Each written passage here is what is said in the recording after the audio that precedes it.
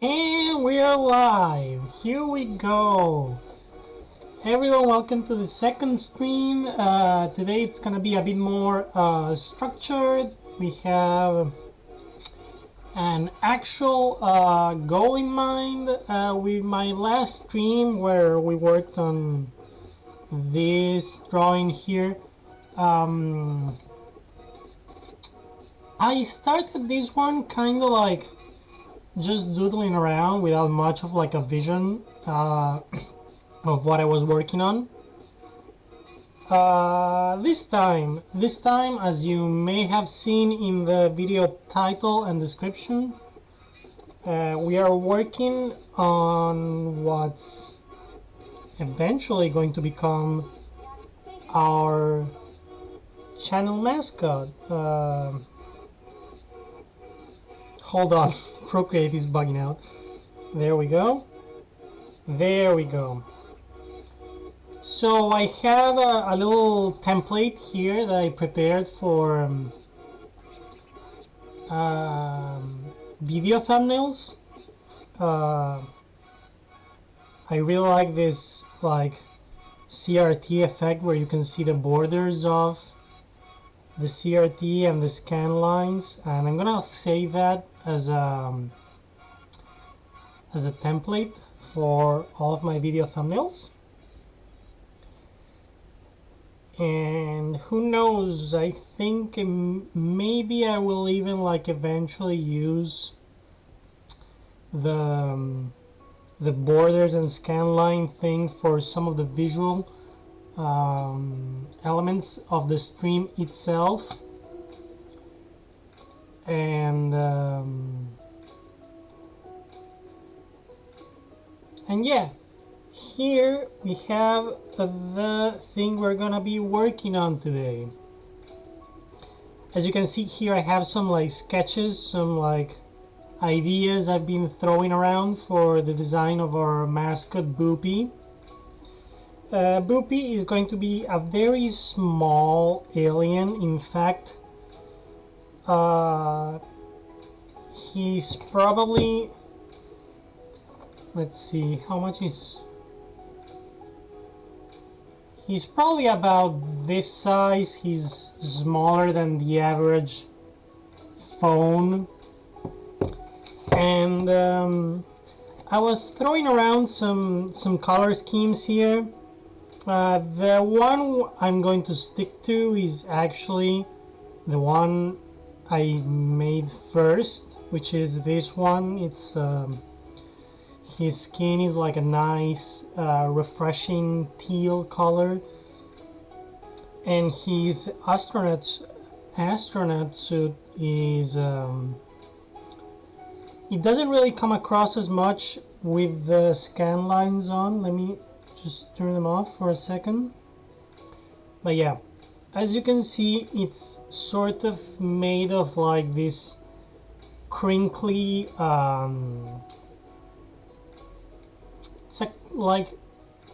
it's a metallic material that, of course, as he runs around and does his things, it deforms a little bit and it develops these crinkles that reflect the light a little bit stronger. And his motif is mostly based on nautical buoys and stuff like that. I really like that motif. I use it a couple times, bright orange with stripes. I just think it's a very eye-catching, and I don't know, orange is not a very easy to use color, and I think in this context it really brings out some accents on the character. And another little details I have about him is that his headphone looking thingies, their shape, they're meant to look like a ramjet exhaust, and they both function as headphones and antennas. That's why they have the spiky things at the ends. I would be a bit disingenuous if I didn't mention that this character is probably at least a little bit inspired by Beat from Jet Set Radio. But yeah, and so the first step for this thumbnail is going to be to make a background. So let's see, I'm gonna choose a very dark black color for the background for now. And I wanted to have something similar to the background on my title card that I will flash right now on the screen. Something like this. And you would ask, Anashi, why don't you just use that? Like, you can just copy and paste the background from that file, right? You assume so, right? That I could just copy and paste the background. Thing is, there was an accident in which I merged all the layers and saved the file with no backups, like a goddamn dummy. So I had to make a new one. But really, honestly speaking, these kind of backgrounds, they take no time at all. In fact, hold on, let me make the background even a bit darker. Not pure black, but close enough. Maybe we could even shift the hue a bit more towards blue. Yeah, see where it's not really a navy blue, it's too dark, but there's just a tiny hint of blue going on the screen. And let's hide the sketches for now. And let's name this layer to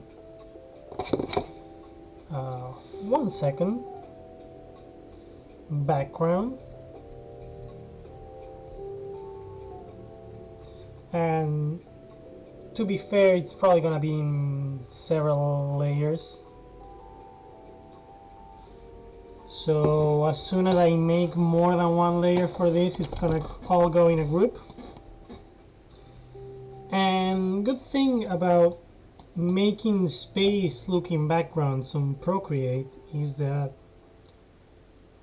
it comes with very good tools to do so. And usually the place where I start is with the nebula brush from the luminance section. All of these brushes, they are a bit difficult to use because they can get very tacky and like you need to know what you're doing to make them actually look good.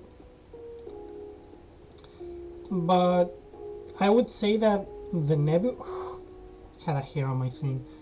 The nebula brush and the flare brush up here, those two are the easiest to use.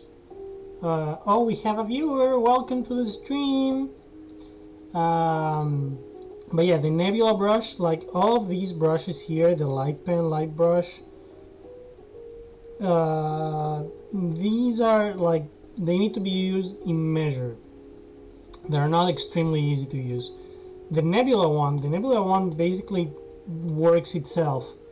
So you need to pick a nice color, a nice spacey color. I'm gonna start with a dark purple because one thing that this brush does is that it layers upon itself. So at first it's not gonna do much, but you can see that it's starting to build some color here. And if we twist the canvas, it's gonna give us a slightly different texture as well. Now we have a pretty like dark, like grape color cloud. And the nice thing about this brush is that you can shift the hue just a tiny bit and pick a very bright color like this nice bright lavender one, and go over what you just did, and just like that you have a lot more depth to the cloud you're making. You can even like make it look like it's like an active nebula, like there's something glowing inside of it. And it's real easy. If you want to get even fancier, this is probably something that you should do at the end of the whole process, but I'm just gonna start on this corner. One, because I'm impatient and I want to test things out, and two, because just to test, maybe it's not gonna work too well, but you can just go ahead and like get the liquefy tool and just start pushing some. Oh, maybe not that much, maybe a smaller brush, and you can start pushing some like little wisps of this nebula out into space. Let's see.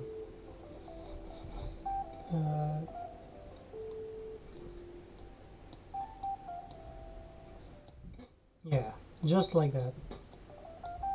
And it gives like this impression that there's been some movement, like maybe, I don't know, there were some spaceships chasing each other through the nebula and they popped out of the nebula and created a plume of gas.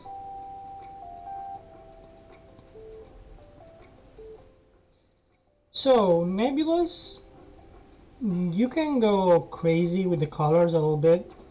The truth about all the pictures we get from telescopes and stuff like that of nebulas is that a lot of it's artificial coloring, because it's made to make the different parts of the nebula more understandable to the untrained eye, or to be more like evident. It's usually actually just, it's gonna be like a lot duller than what it looks like on a NASA picture in real life. So for the other nebula, yeah, usually I go for like a nice like yellowish lime green, and just like before, we start with like a darker shade. This may even be a bit too bright.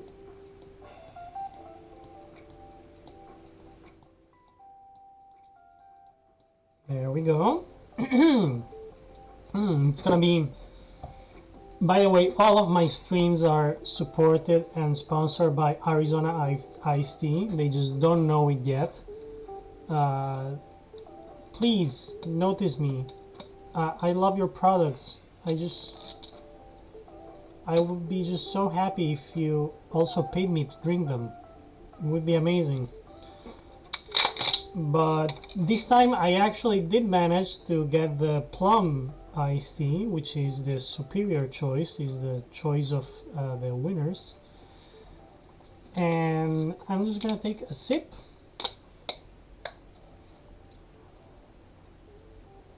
Even the smell is just 1,000 times better than the regular one, and I love the regular one. I see people trickling in slowly. Second viewer for tonight. Let's see if we can beat last time's numbers. It's not a very high bar, but it's a bar nevertheless. Let me just check if I have anything weird open, like Steam or anything like. No, that's alright. And yeah, back to the green nebula cloud. And when we go brighter, just like before, we can shift the hue. Oh, Pion, you're here! Thank you for coming! Yeah, this time we have Plume, and it's a tasty, tasty plum. We also have, I bought another box of knockoff Oreos, Neos as they're known. I wanted, like, I was at the store and I was thinking, am I gonna buy like a different type of cookie and like do another cookie review? But I just really like these. They're very good, and I just bought more of these. Maybe next time. But yeah, as I was saying, when we go to a brighter color for the nebula highlights, we can shift the hue a little bit, and with the green I usually like to shift it a bit more aggressively towards a more orange color. I think green and orange are two colors that work together very well. Especially here, since the green is very understated and the gradient flows very well. Like you can really feel the depth of this nebula, like as it gets darker the further away it's from the camera, from the imaginary camera. And now, last but not least, let's make a nice blue cloud. Maybe the blue cloud over here, let's make it a little bit bigger, and let's make it intermingle with the other two clouds a little bit. Oh, see that's the magic of this brush. As the colors layer on each other, they completely change. It's really nice. I really like it. So now we go in with, I have a custom edited version of this glimmer brush. Oh, hello Paloma, thank you for coming. I have a custom version of this glimmer brush, which I usually use to make stars, and it's just like a toned down version of the brush. It's just the same brush but with less actual stars. And stars in space come in all sorts of colors. Usually I try to go for more pastel ones. Those are a bit too big. Let's try that. Oh, that's too small. There's no pleasing me. So yeah, we're gonna do a pass of stars of this like salmon pastel pink color, and then we're gonna go towards some more yellow sun color, and maybe lower the size to have some more variation of the size.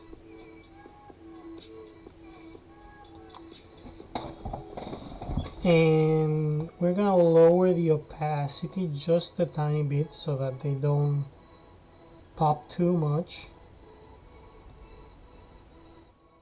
And then we're gonna make another layer of stars, but this time behind the nebulas. And these ones are gonna be a bit duller in color. We're gonna do like a sort of a darker red. Yeah, there you go. So yeah, these ones are behind the nebulas, and they still are pretty visible because the nebulas are very transparent, and I think they may even like be on a different blending mode. I'm not sure about that. And then also going back to, oh, I need another sip. Going back to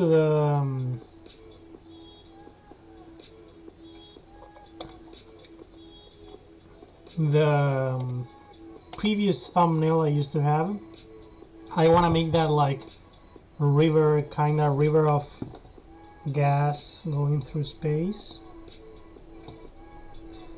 And for that one I will use the same nebula brush but make it way smaller right here, and I'm gonna pick a light color, but I don't want to make it too close to teal because then it's kind of like mixing with Bipu's big all around head, and we want Bipu to stand out. He's the star of the show. We're on a different layer, yes, I can confirm.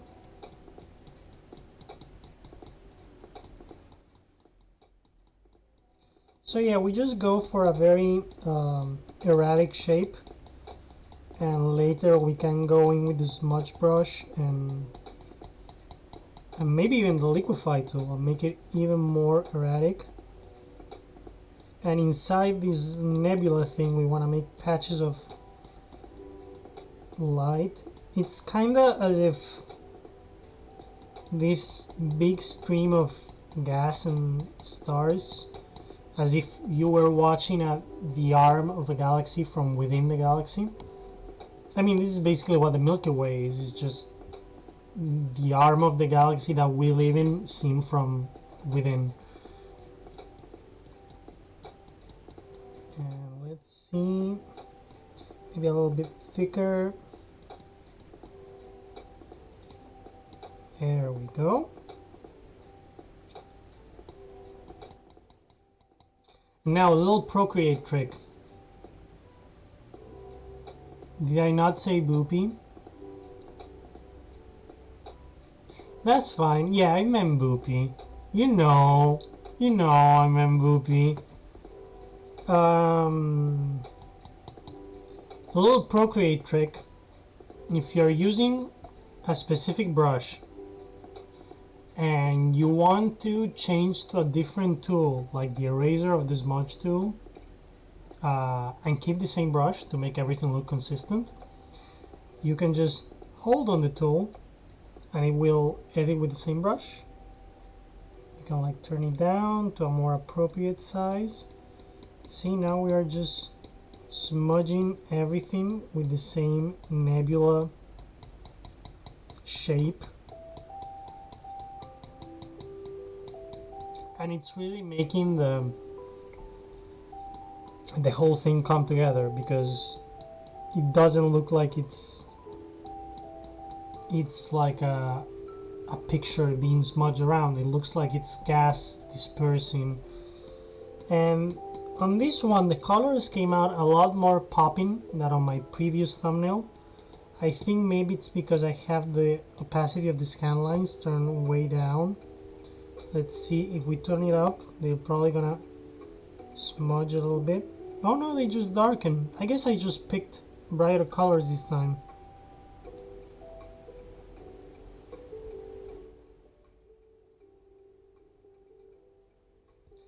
And let's see, another thing I like to do is get the, on the spray paints, get the flicks brush and go on a new layer on top. Pick like an off-white color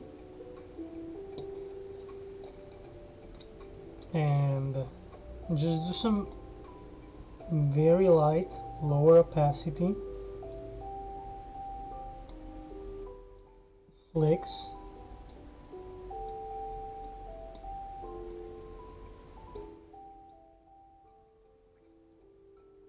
Just to give some texture to the whole thing. Maybe change the blending mode to multiply. How's that looking? Yeah, it gives everything like a more textured and painterly impression.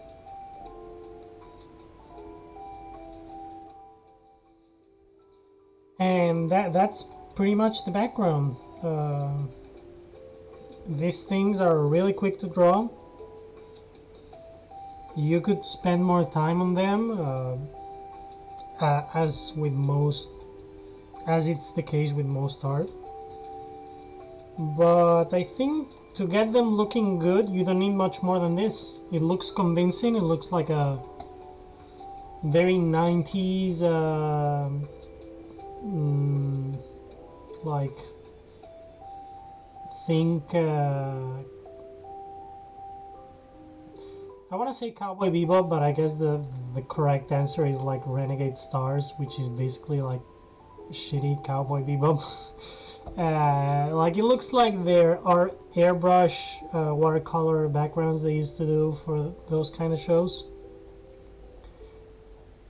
But yeah. Actually, there's one more thing that I want to add, because I always forget that I have these brushes specifically for this situation. I have these space grain brushes. What do? They just add a whole bunch of space dust. There we go. Oh yeah. See, that was the missing touch. We're gonna lower the opacity on those a little bit, on those bad boys. And that's it, that's the background. I'm gonna lock it.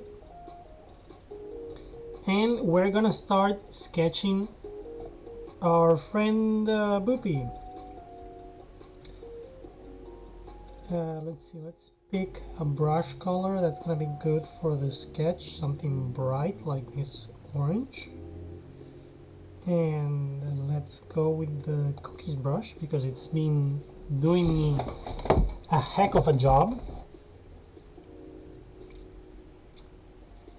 And let's see. So Boopie, he's a very simple creature to draw. He has a big head. Let's bring the sketch back in. He has a big round head. The roundness kinda tapers a bit on top.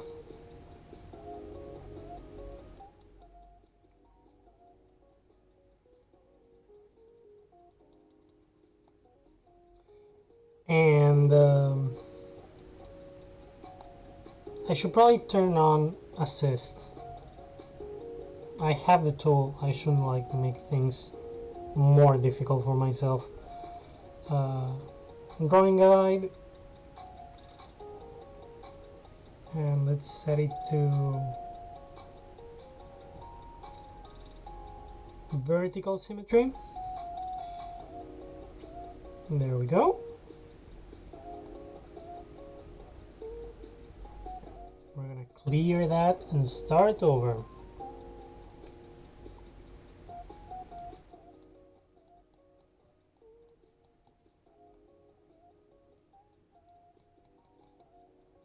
Yeah, he's got a big round head. It's kind of got like a flattened top a little bit.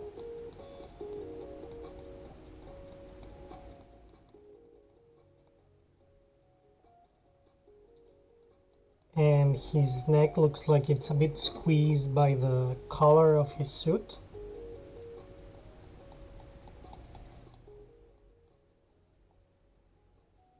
There we go.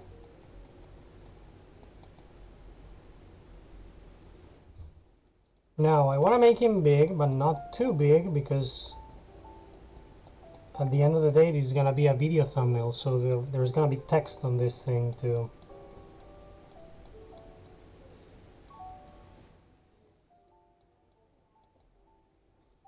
Let's see, let's get an eraser going and clean up some of that grit, some of that crud.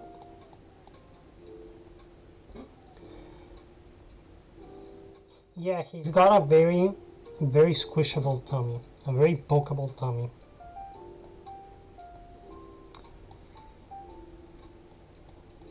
He like, if I had to explain what holding Boopie feels like, he probably feels like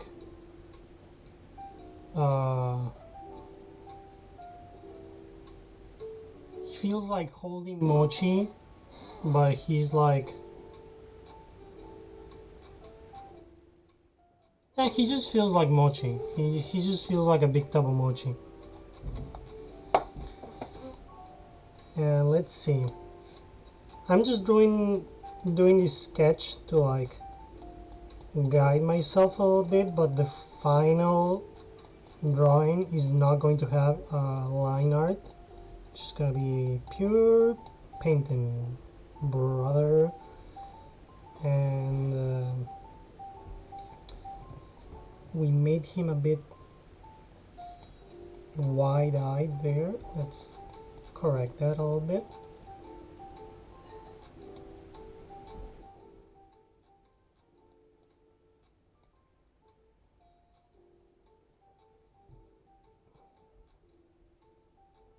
There we go. He's got big old peepers. He's got a big cap for a big thong. And he's got a little funny mischievous mouth. He's You can tell he's up to no good, but he's a good guy after all.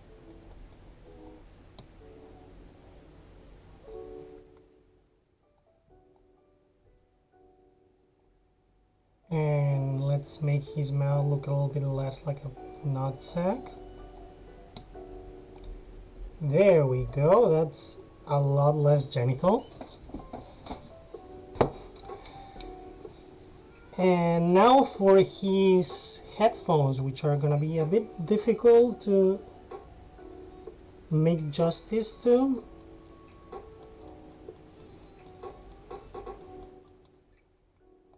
There we go.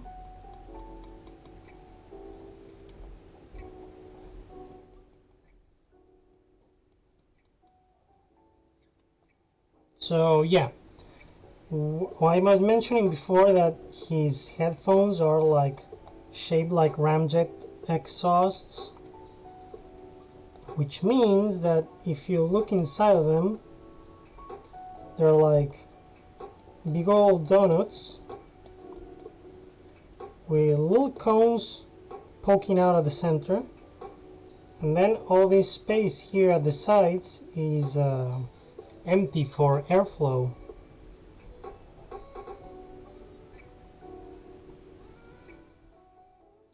I think I'm gonna make the cones a little bit smaller.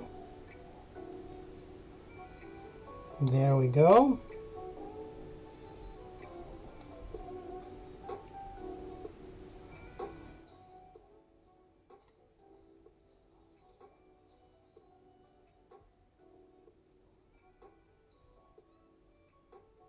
Let's raise him a little bit to give us some space to draw his big old tumor. And let's see.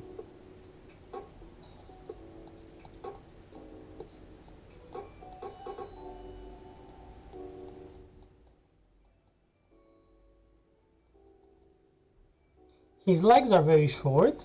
He's not a runner, this Boopie.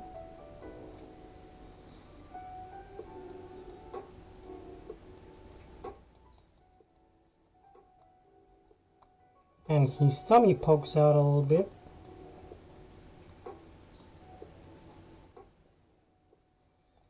There we go.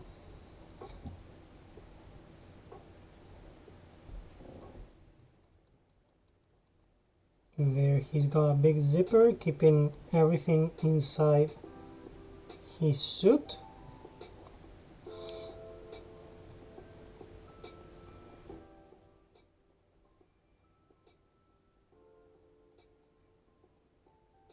After all, he's going to space. You don't want your pants to fall out in space.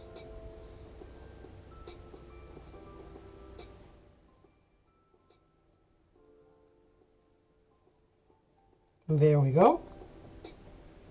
And then he's got these two things on his tummy that they don't look like much, but they're supposed to be little like portholes to like, hello, welcome to the stream. They're supposed to be like little portholes to like connect machinery to his suit. Like imagine when he sits at his little UFO to like drive it around, he like sticks a little plug into his suit to like pressurize it and stuff like that. Now that the general shape of Boopie is up and running, don't forget his bootsies, we are gonna turn off the symmetry thing a little bit, and we're gonna work on his arms.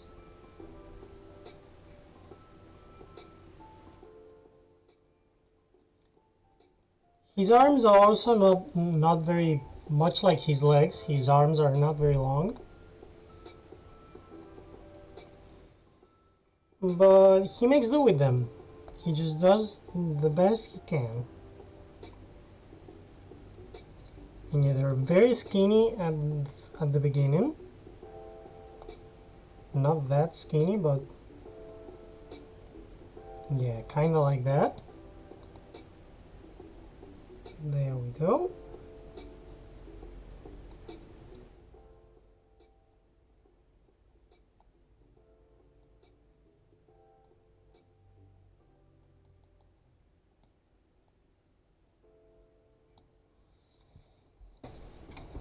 And here he's got his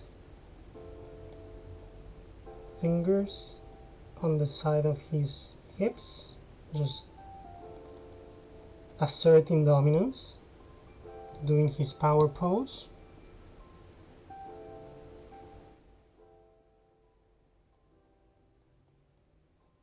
There we go. That's a Boopie.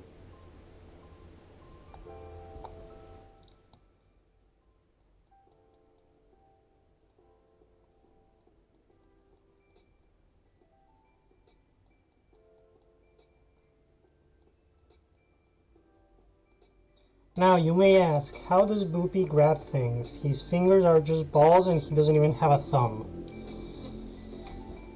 He's wearing a spacesuit. He can do what he wants. If he says that he can grab things, then I believe him.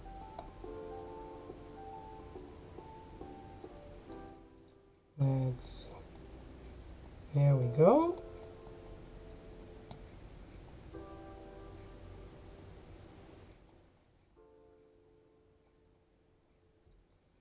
Now let's work on that arm a little bit. Let's make it a little more elbowy. And in fact, let's raise this whole thing a little bit more.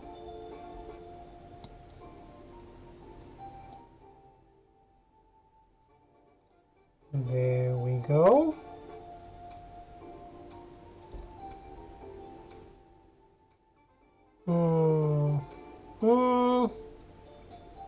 I think the arm could be a little bit bigger.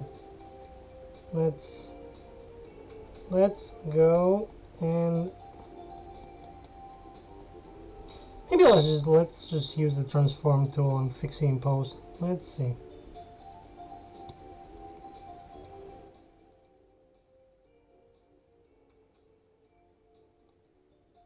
There we go. We select the arm, make it a little bit bigger. Uniform distort, please.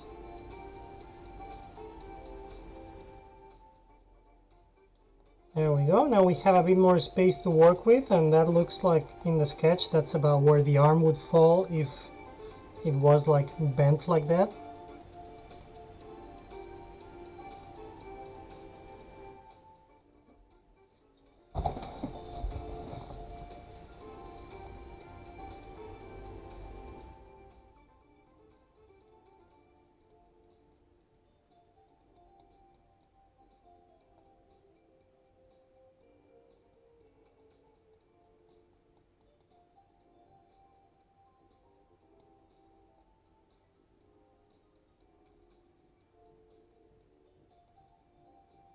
There we go. Much better.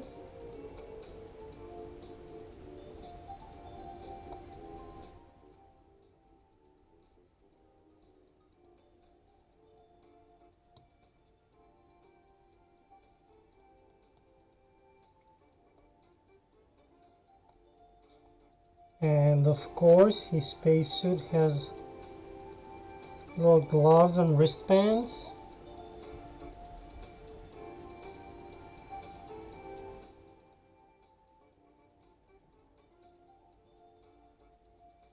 There.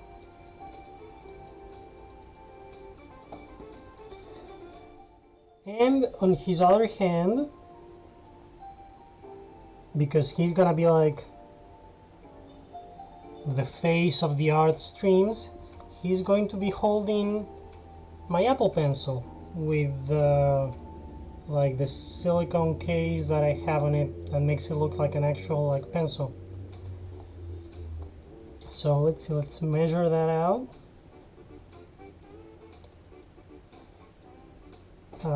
Another like quick Procreate tip, if you make, like everyone knows that if you draw a line and hold the tip of your pencil on the canvas, it becomes a straight line. But also, if you touch another finger before you let go, it becomes a straight line at perfect, I think it's 15-degree intervals, which is very useful. For example, it was really useful here to make the profile view of Boopie, just to like measure out where everything was and make sure everything came out proportioned.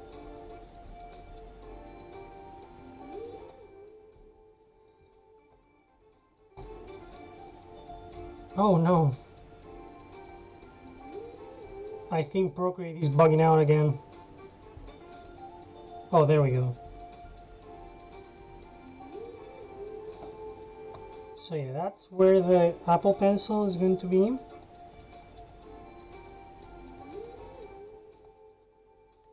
It's going to be about that thick.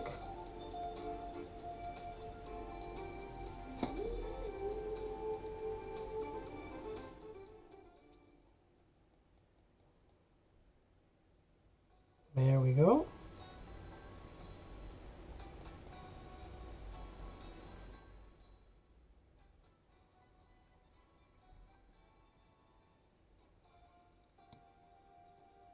And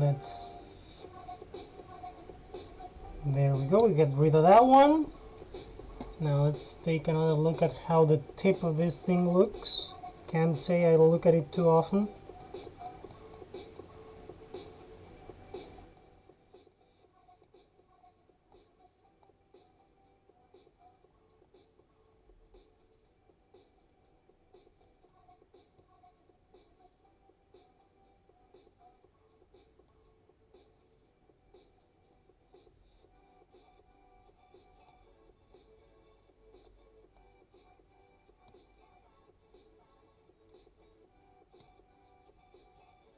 So yeah, that's it. That's the general shape of it.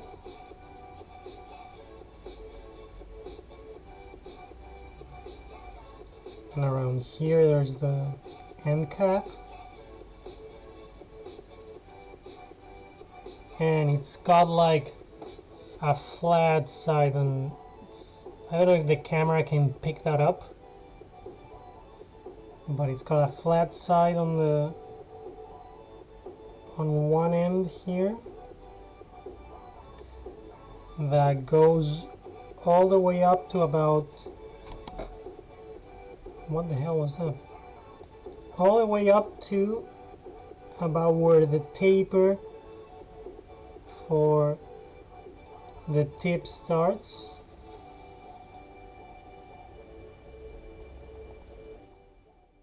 There we go.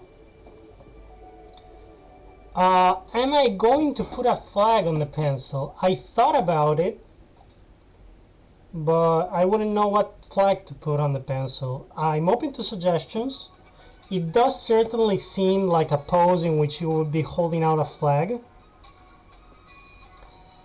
I could just use the channel logo. It would look cute. I'm thinking about it. I'm working on it.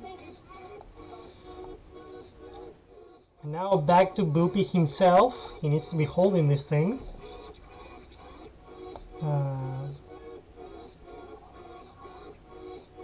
Let's see. One thing I have to say, like, since I started drawing, I've gotten a lot more confident about doing things in one layer. I used to be like allergic to doing things on one layer. Like, every single detail needed to be on different layers because I was deathly afraid of fucking things up. But now I don't really mind it that much. Like, see, I already messed up something here. I'm just gonna like erase it by hand, and that's it. No need to like lose your marbles over it, you know?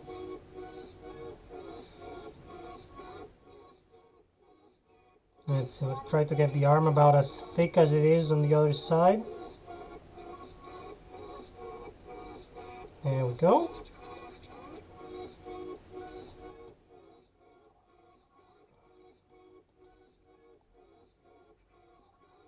maybe a little bit thicker.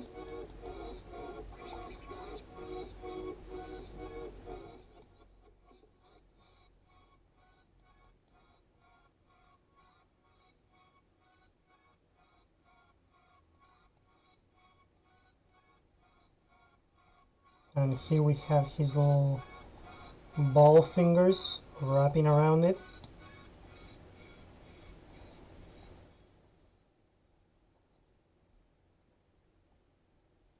There we go.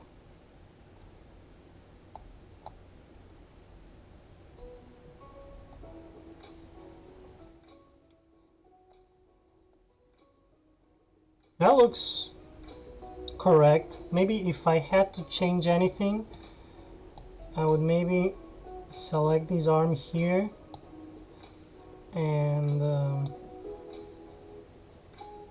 scooch it this way just a little bit and adjust everything else, of course, like whoop. There we go.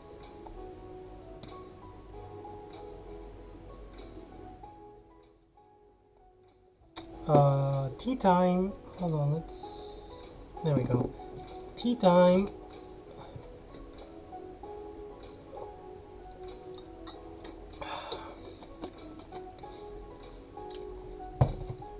There we go.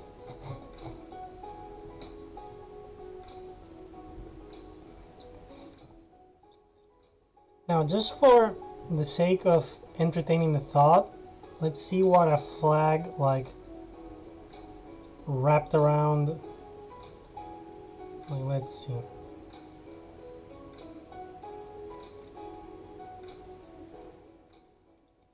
Maybe like a little rope here.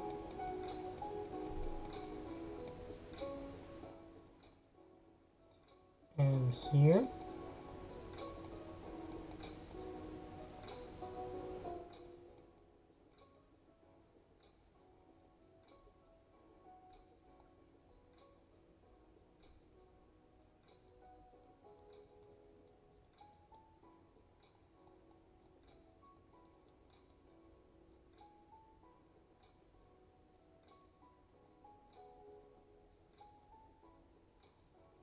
Maybe less tattered looking.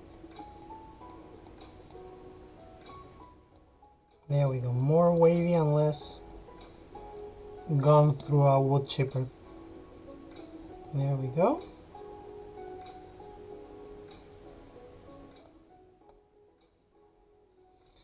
And here in the center it would just be the good old channel logo. So let's see, a circle. Maybe let's move it a little bit. And the 7-4 of Nanashi. What do you think? Does the flag look okay?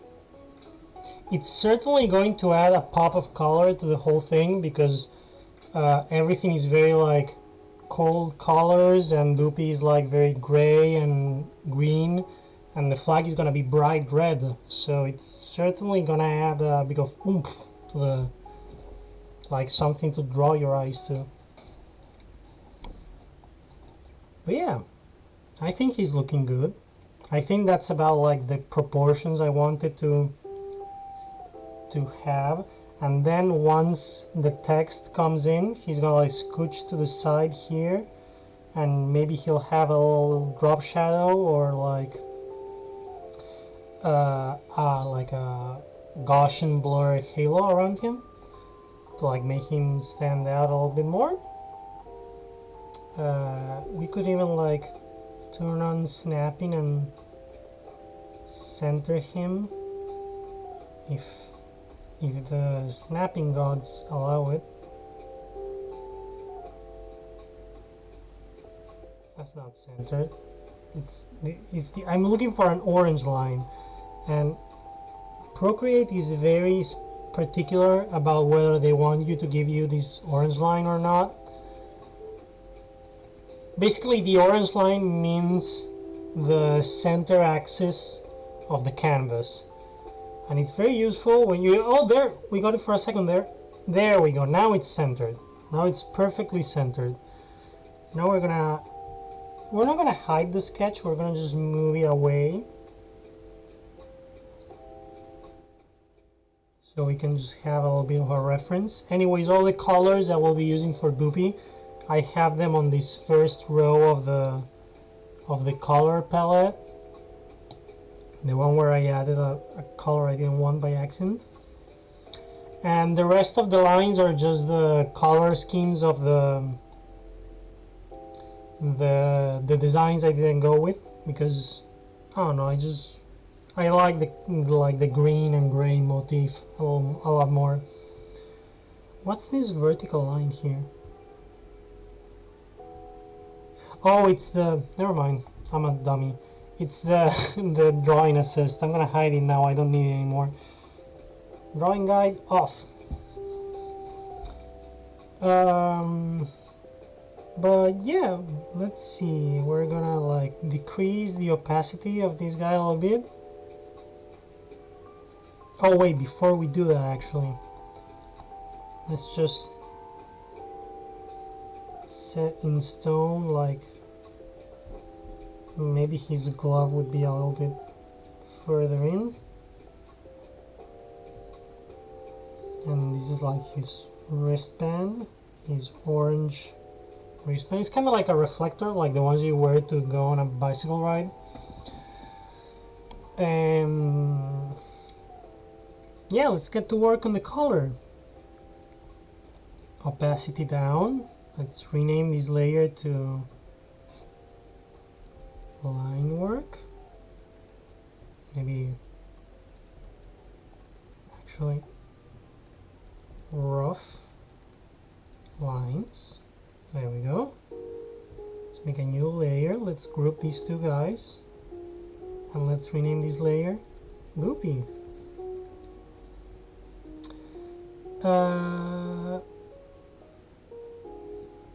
Yeah, you like how the flag looks? Gotta say, the Apple Pencil here is not exactly to scale. I had to like chop it a little bit to like fit the screen. The regular one is a lot more slender, but I think it looks cute. So let's see.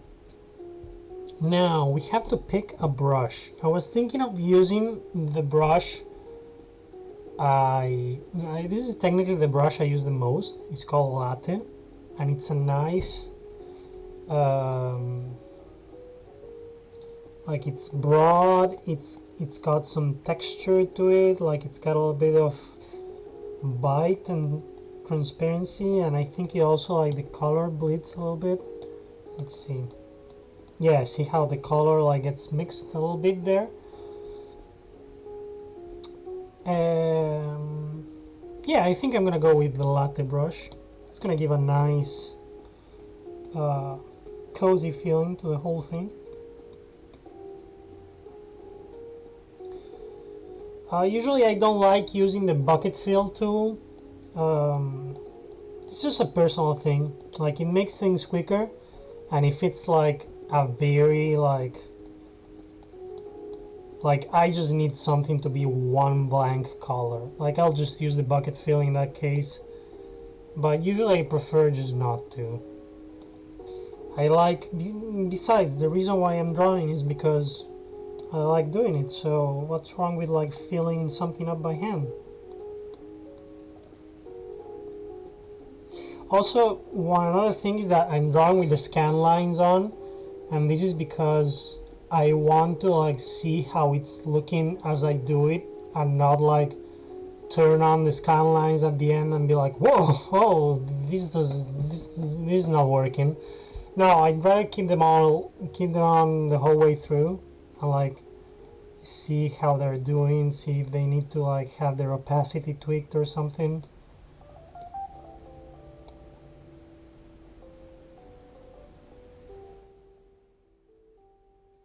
Let's see, let's move the lines layer on top of the base color just to have a reference of where the eyes are actually.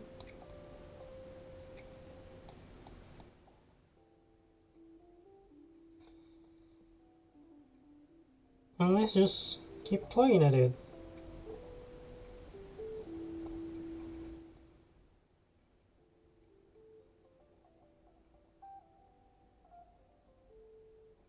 So we've had a bunch of Pokemon news today, huh? I am cautiously excited about them. I've been hoping for a remake of Diamond and Pearl for a while. Pokemon Pearl was the first Pokemon game I've owned. I remember, I think I pre-ordered it. Yeah, it was back when I was living in Spain and I pre-ordered it. Me and my friends, we all went to the mall that day, and and then I beat the whole game in like 24 hours of playtime, and everyone was like, Jesus Christ, like at least enjoy it a little bit. And it's the only Pokemon game where I actually completed 100% the Pokedex. In big part thanks to the GTS that would let you request for trades Pokemon that you hadn't seen yet, which made it thing a little bit trivial. Like I could just like request an Arceus on the GTS and like hope that some hacker would just give one away. I remember once. Also back then, the GTS was used to clone Pokemon, and like me and my friends, we used to clone Pokemon all the time, like to give each other the starters or like some shinies and stuff like that. And I remember that the way you used to clone Pokemon with the GTS was that you needed to send a Pokemon up to the GTS, and while the process was happening, you needed to shut down the console at a very specific time. Like you had a little loading clock that usually would do about 8 spins, and you needed to turn off the console at like 7.5 spins or something like that. And the way you kind of like safeguard from like getting your Pokemon actually traded is you ask for impossible things. Like you ask for like a level 10 Mewtwo or something like that. And back then I was asking for like a level 10 Dialga, because I knew no one was gonna like have a level 10 Dialga, let alone like give it away.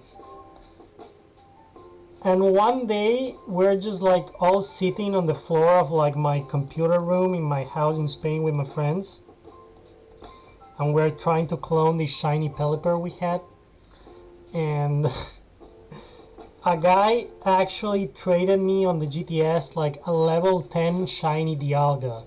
I guess the guy must have noticed that we were trying to clone, and he was just like, I'll just give it to them. So we had this like god of time at level 10 shiny that we didn't know what to do with, because we didn't even know if he wouldn't like break the game. Like maybe sometimes like you get with these hacked Pokemon that you level them up and they like roll back up to like what their minimal level should be. So like the Dialga, I think he should be level 60 something when you encounter it, but like its stats break, and then if you put it on the boxes it breaks the rest of your Pokemon. So we didn't know what to do about that guy. And in the end it was just like a normal hack Pokemon. It didn't do anything bad. I did get a couple of Missignos from cloning Pokemon. I got like a bad egg. I got the one that's just like a question mark. But yeah, I never actually like broke a Pokemon game. Like I don't even know if you can like do that anymore. Like when Pokemon Yellow was out, that you could just break your game cartridge and you had to like wipe the data or like send it to Nintendo to fix it. Let's see, the ice. The eyes are this dark brown color. He's got big brown eyes. Brown eyes?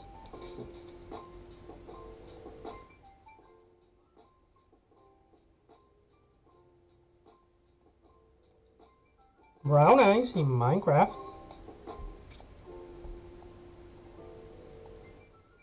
I think maybe next week I wanna like get a Minecraft stream going. I still don't know if I want to play my mod pack or if I want to just maybe see what happens in next week's Minecraft snapshot and maybe start a 1.17 world. 1.17 is gonna take a while to get used to.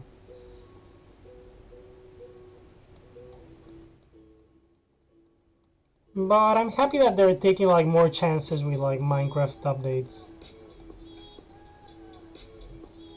They're not like sticking to the whole, oh, Notch wouldn't have wanted this nonsense. Like I understand them not wanting to put in furniture and like eighth blocks or stuff like that because yeah, I mean those would kind of like ruin the feel of unmodded Minecraft. Oh, sorry, got the burpees. But yeah.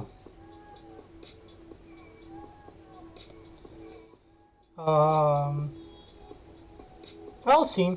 I'll speak with some people. I'm gonna check who would be down to play Minecraft on the channel.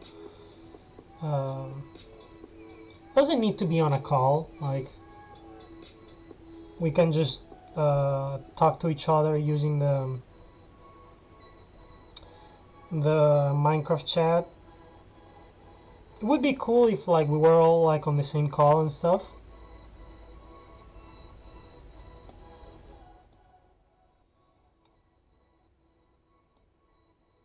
See, that's one mistake I always make when I paint all on one layer. I tried to go erase when I got out of the line there, and I didn't realize that I'm on a single layer. If I erase, it's gonna like be the background coming through and nothing else.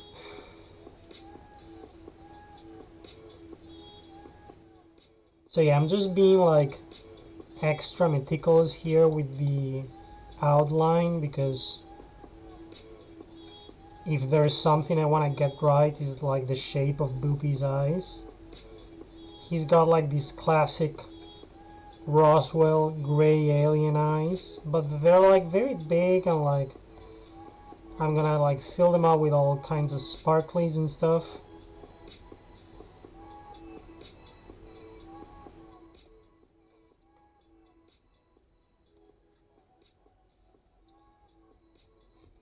Getting thirsty again.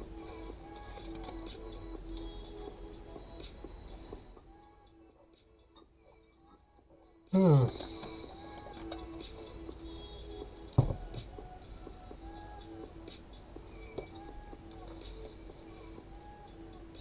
and by the way, last time I just cut off the stream at 2 hours.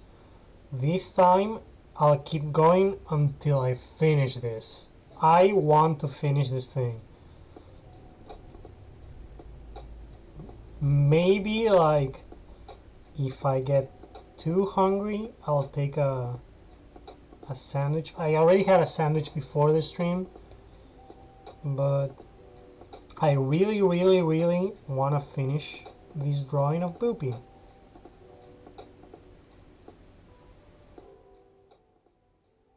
There we go. That's one eye down. And when we turn off the sketch, we're gonna like see if everything is alright. Here we go with the next one. I could have done this with the symmetry tool. I don't mind using the symmetry tool for sketches, but I do think that when you use it for the final painting, it ends up looking a bit unnatural, and I don't like it. Like, unless it's gonna have to be like you're drawing like a design that was like printed and it needs to be perfectly symmetric. In that case, yeah, I would use the symmetry tool. But if I can help it, I don't like using it for the final thing.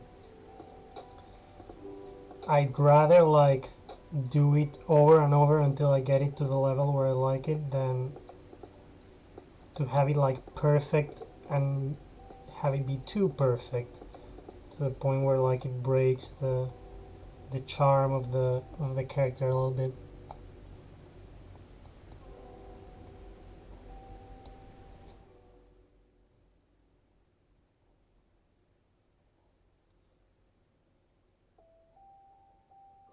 There we go.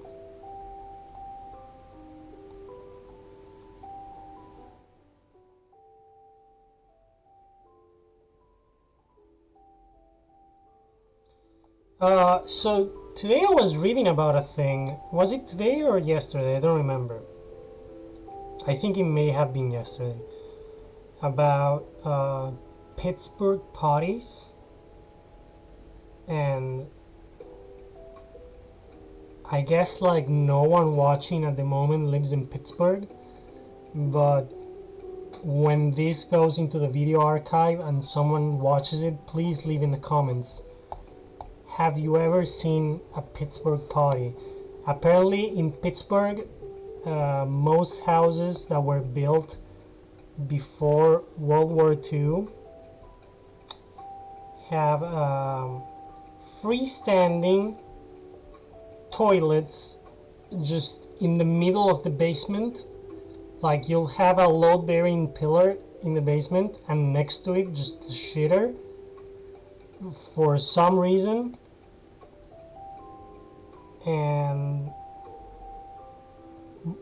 first, people in the comments, have you seen one? Second, what's up with them?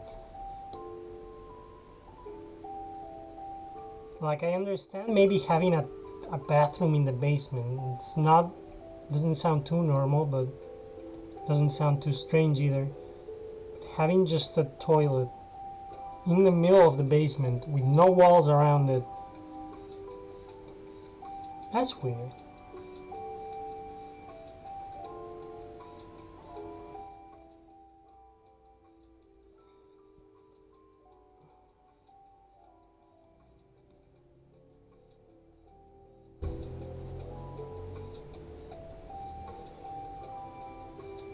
Let's see, let's turn off the sketch. Yeah, it looks oh, that looks actually better than I expected.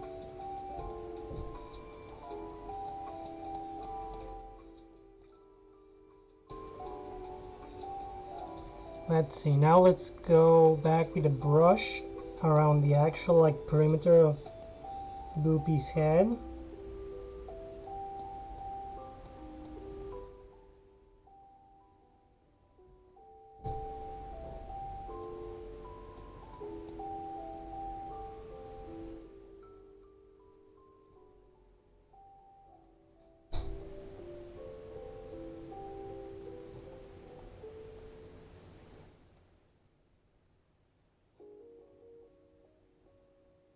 There we go.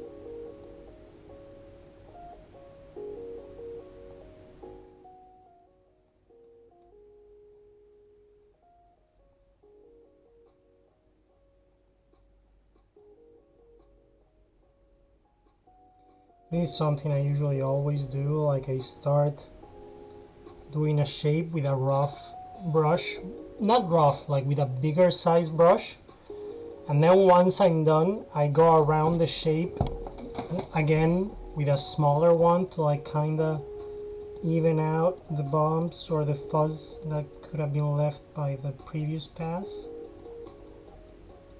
And if I see anything that I don't like this little knob here on the side, let's see, let's look at it head on. Yeah, it looks pretty good.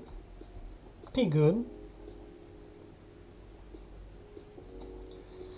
So now what I'm gonna do is I'm gonna get one of the spray paint brushes. I'm gonna get the fat nozzle one, I'm gonna turn off, I'm gonna lock the alpha of the layer. And what that means for people watching that don't use graphics editing programs, it means that now that the alpha is locked, I can only draw on parts that have opacity. Anything that is transparent, I cannot affect it. So I'm gonna go with the darker green color, and I'm gonna make this brush a little bit more transparent. I'm gonna give some depth to Boopie's big ol' noggin.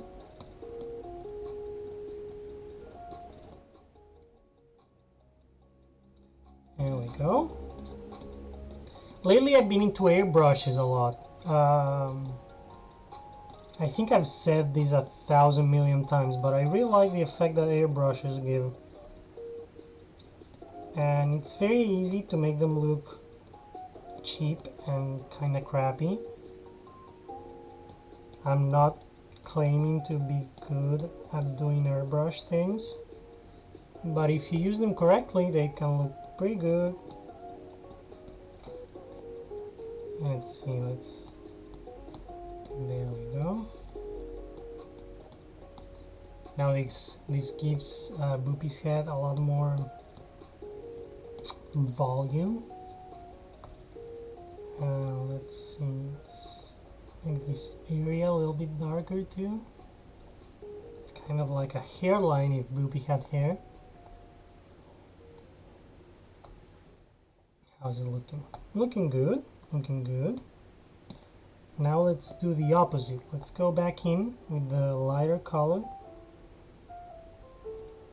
Let's give him on one side of his head a little highlight. And now with white, just slap him across the head a couple times like that.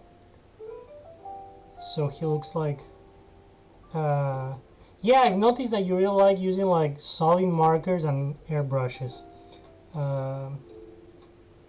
Yeah, we give him a little slap on the head with the white, so it looks like he's all nice and shiny. He's a big smooth alien. Now let's go with the darker color and make it way small and give some volume around the eye area. Just give him some shadows around the eyes.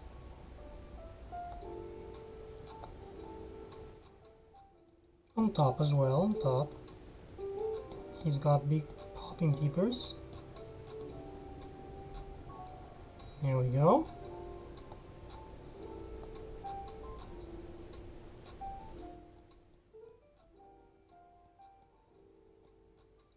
It's a bit difficult to make a character like Boopie expressive because he doesn't really have eyebrows or anything like that. But he's a simple Boopie. He don't ask for much. So that's kind of also the point of his design. He's always a happy guy. He doesn't need much. Now let's give him some golden highlights on his nice brown eyes.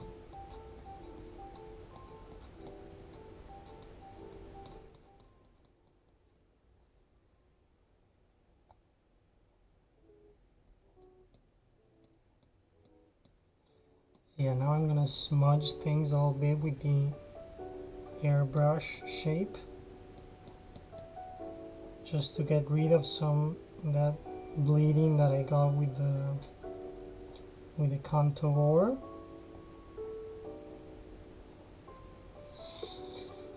His eyes kind of look a little bit like sunflower seeds,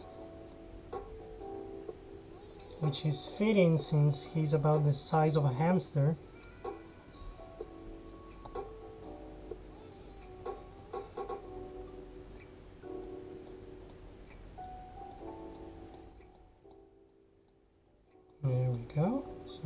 nice lines on this side, and then on this side a more diffuse shine with the smudge. Smudge.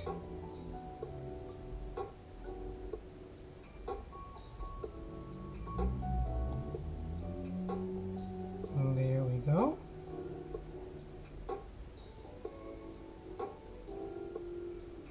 And we clean up the inside of the eyes a little bit too. Any color that may have spilled in, you just smooth it out.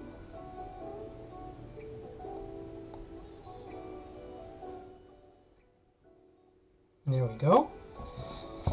Now his mouth is basically just gonna be shaded. It's not gonna be actually painted in. So what I'm gonna do is I'm gonna do some very rough shading for his mouth here. I'm gonna go with the smudge tool and I'm gonna shape it around just like this. Just like this.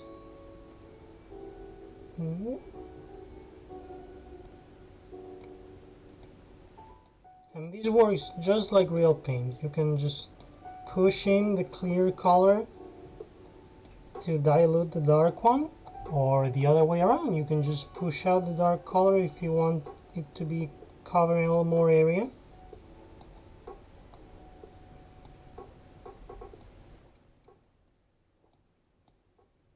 See, let's turn off the sketch to get it. Yeah, see, that's exactly the look I was going for.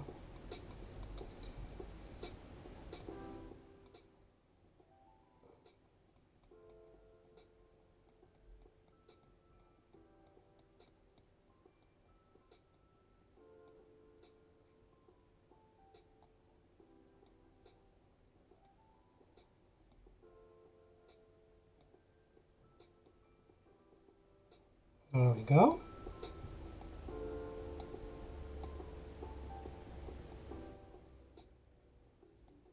Let's make those corners nice and sharp.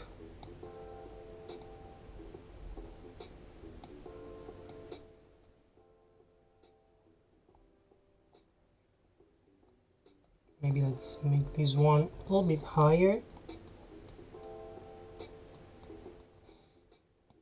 There.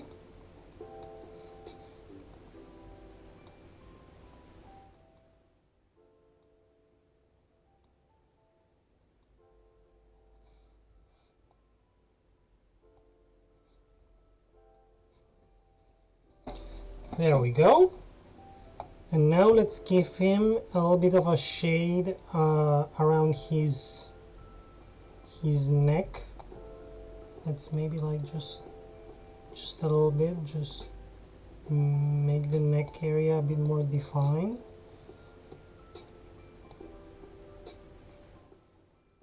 All right, we locked the alpha. 1 second. Alpha!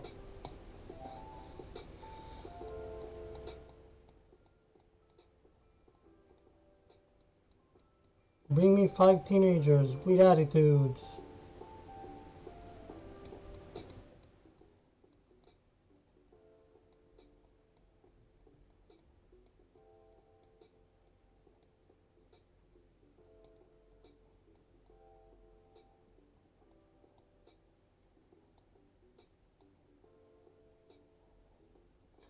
If you'll excuse me for a second, I'm gonna take off my sweater because I'm cooking alive here.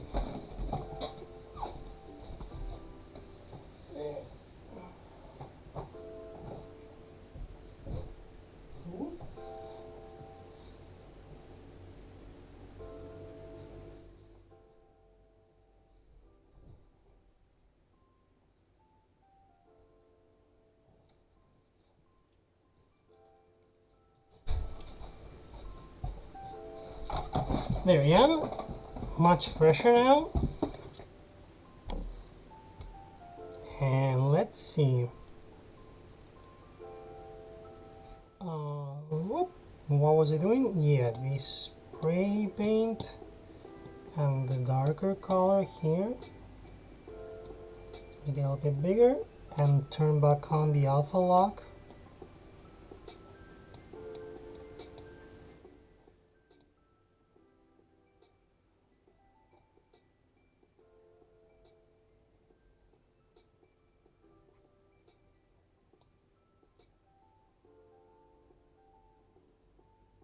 There we go.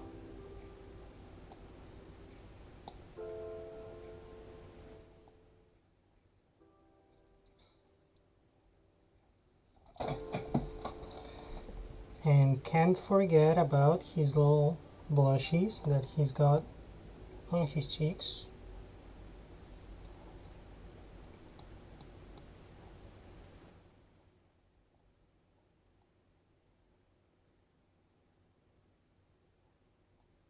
There he goes.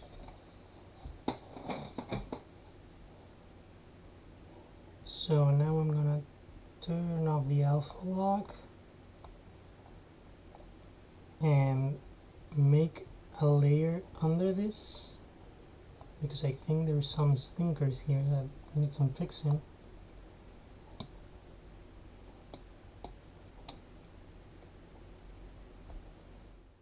Yeah, there's some parts of the color here that ended up a bit transparent, but we're gonna fix them.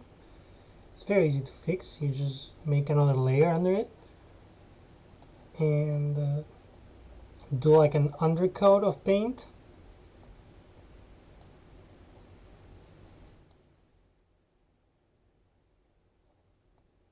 And then when you're done, you just merge them.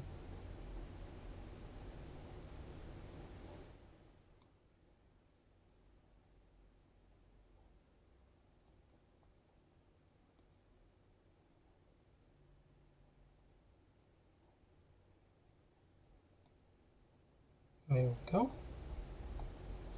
Did the music stop? Oh, it did. There we go. Hello, Nacho. How are you today? We are well on our way to finish this thing on one stream. And I think it's not gonna be much longer than last time. I think maybe like last time it was 2 hours, and these may be 3 hours, but not much more than that.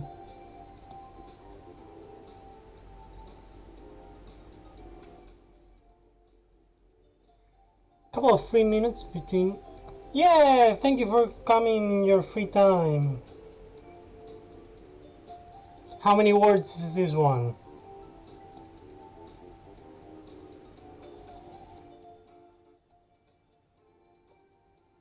Let's see, that's looking good. We're gonna merge them. And of course we did a mess up here. Let's just clean it up. There we go. And maybe also this spot here needs some smoothing.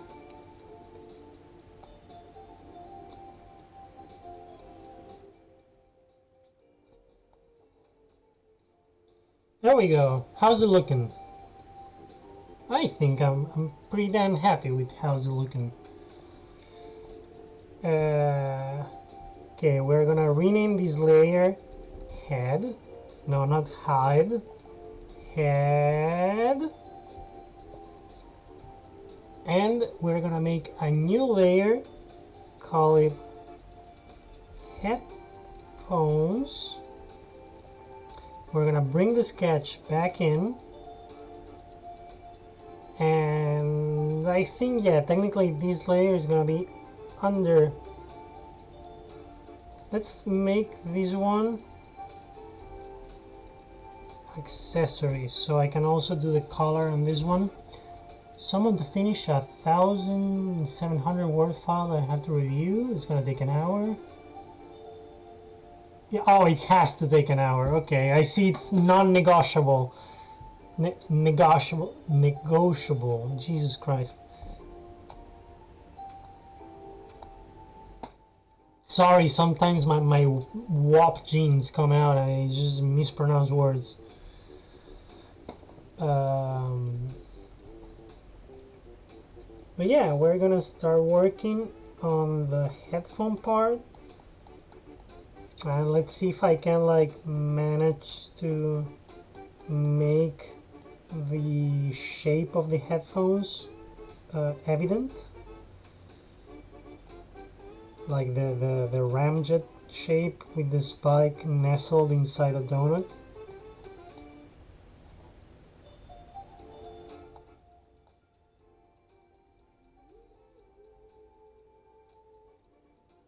There we go.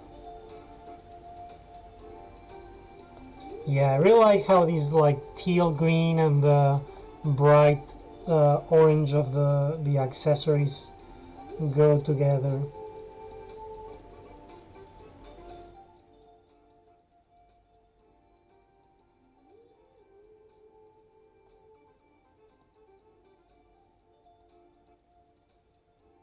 Whoops, made a couple whoopsies here.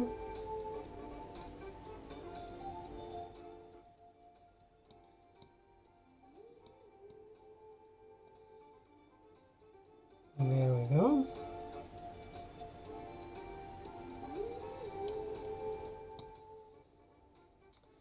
And let's see. So we want this spike.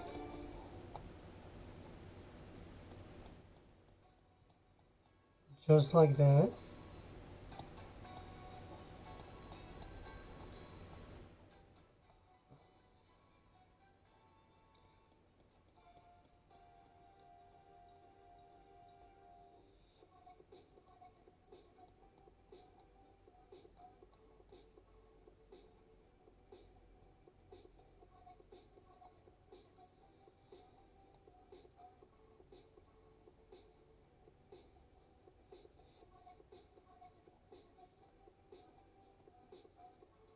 There we go.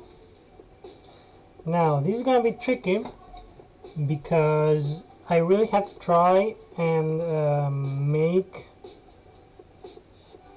the spike look like it's recessed, and I'm not really sure how to do that, to be fair, but we'll figure something out. I can probably just shade it around the edge, the inner edge.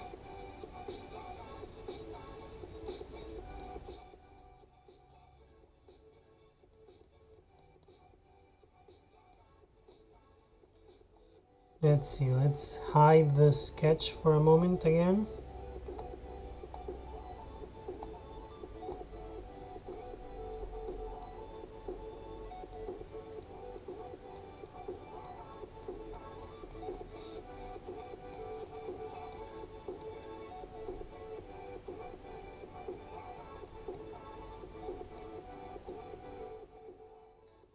There we go. Now, okay, first let's fix this weird little shadow here. There we go.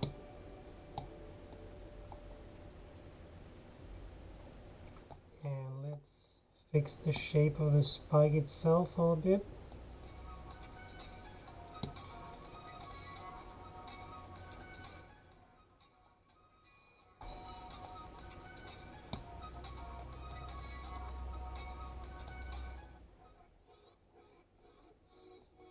There we go.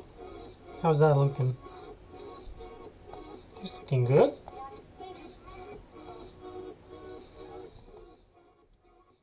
Now, let's pick for shading like a brown bricks, and let's turn on the alpha lock. And let's see, let's shade this a little bit like this and smudge it. And yeah, I think that's already looking like pretty good, like what I'm trying to do. Whoops, no, that's not what we're doing.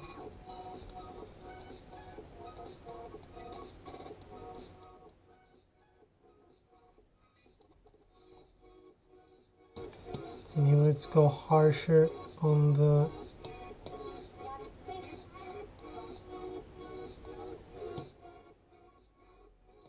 color here. Does it look nice? Does it really? You're just saying things. You're just being nice.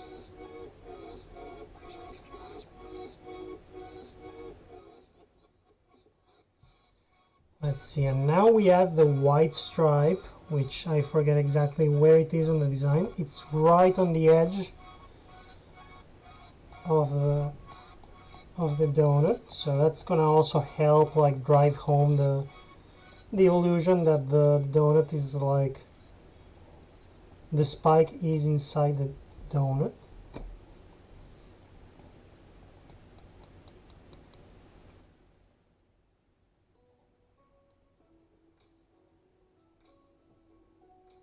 There we go.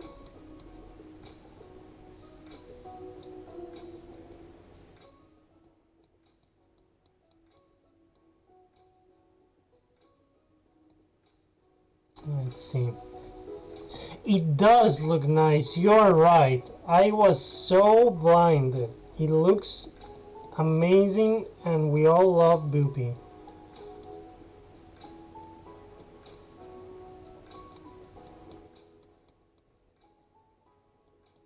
No, actually, you're right. I'm really happy the way it looks.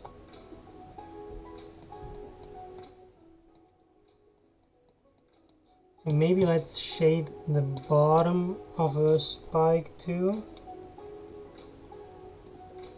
Make it look a bit more like real and stuff. There we go. And now let's do the same with the bottom of the donut.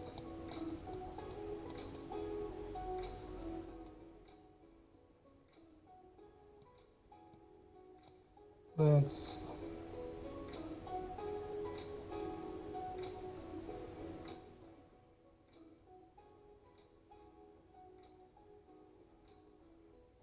and the side of the donut, because there's some ambient occlusion from Boopie's big ol' noggin.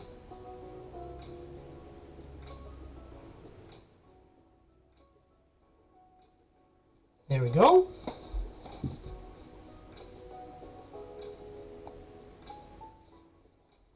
Yeah, that looks good. On to the next side.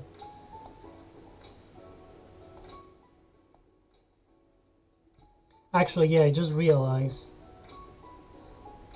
the neck piece is gonna be on the layer for the suit, because it's just gonna look better. Like, you know,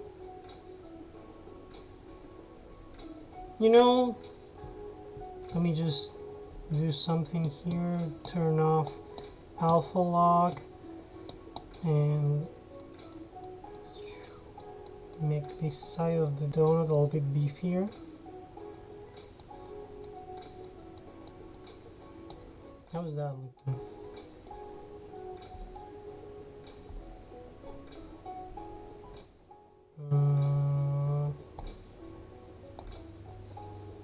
Yes, but not that much.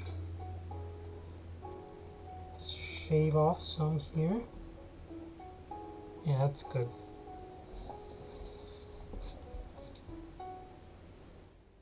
Now let's get our brown color, and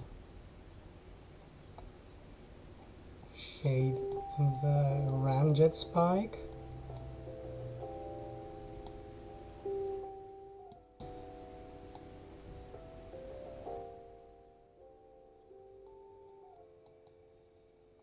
There we go. Get the white. Oh, hold on.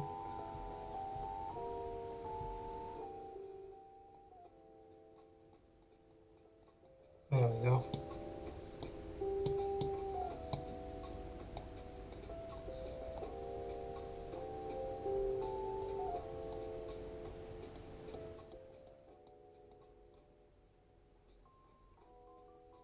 Try to get them as close to each other as humanly possible.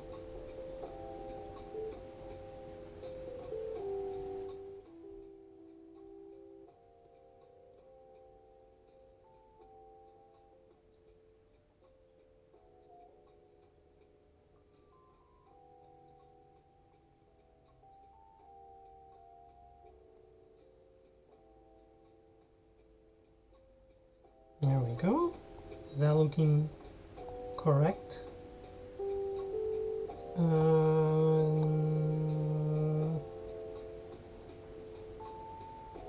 I think the white part needs to be a little bit thicker on this side.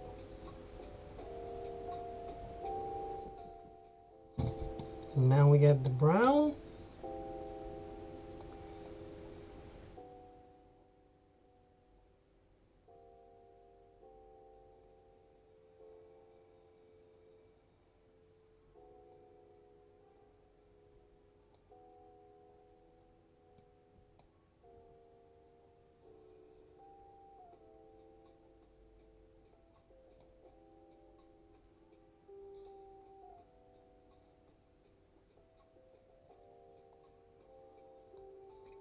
There we go, and that's the headphones. Maybe let's smudge a little bit more down here.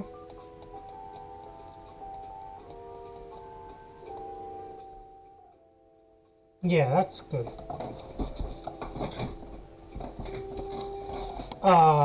Later we're also gonna add some like light effects and like shinies and stuff like that. But for now, let's just focus on like color and shading and stuff. So now let's bring back the sketch and let's make a new layer on top of the head. Call it suit.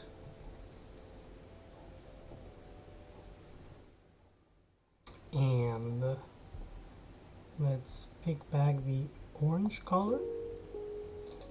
Maybe a slightly bigger brush.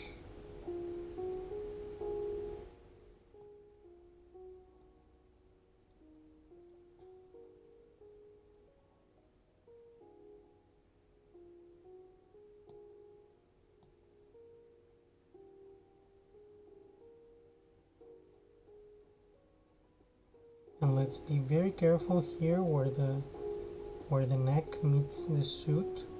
We want to make a clean line. We want to clean up the line we made before.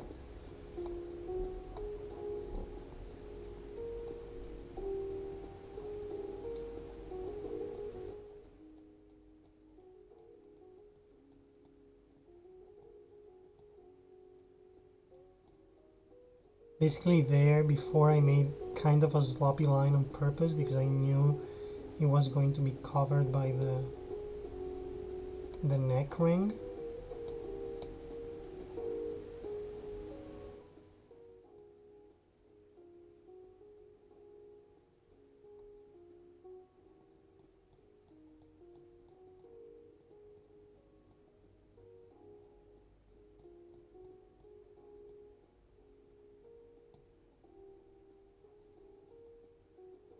Let's see how that's looking. It's looking pretty good. We can maybe like bump the head a couple pixels down, a couple pixels left, up, left, down, there.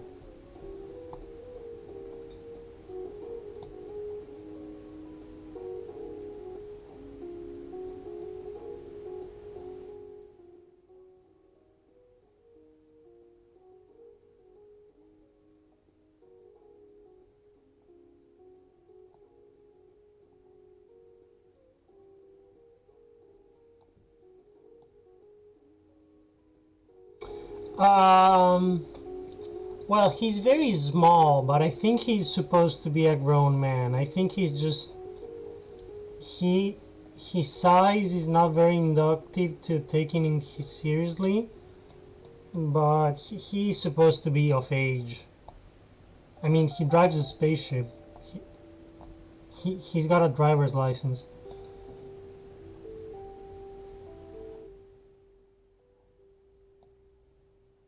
So yeah, he's at least old enough to drive.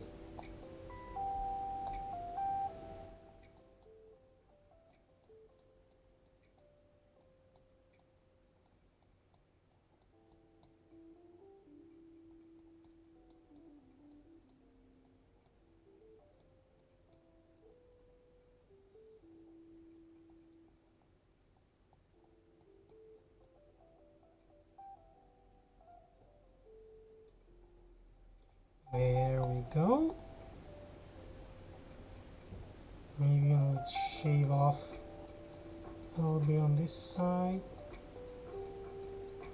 The sketch was perfectly symmetrical, but it doesn't need to follow the sketch to perfection because nothing is perfectly symmetrical. Probably not even the sketch was perfectly symmetrical. What is this bug? I keep trying to like move the canvas around. The space driving license. Wait for Mr. Musk. He'll start handing them out real soon.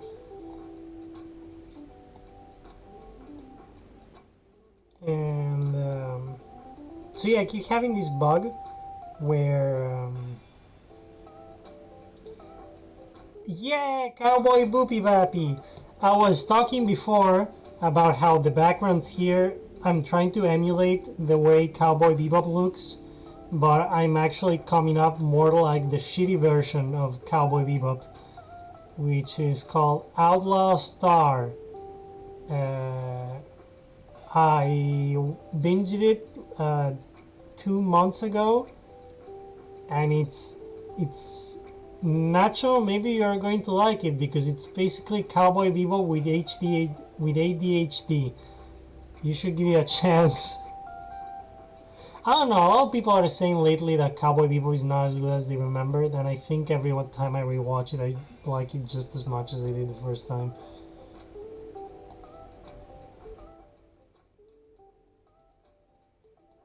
I think that's kind of the point of it, like being slow paced, because it's kind of like a space age noir. Like the hero is just a guy doing his job to get by, and he's got good intentions, but sometimes he can't do what's right because he's putting his livelihood on the line. And yeah,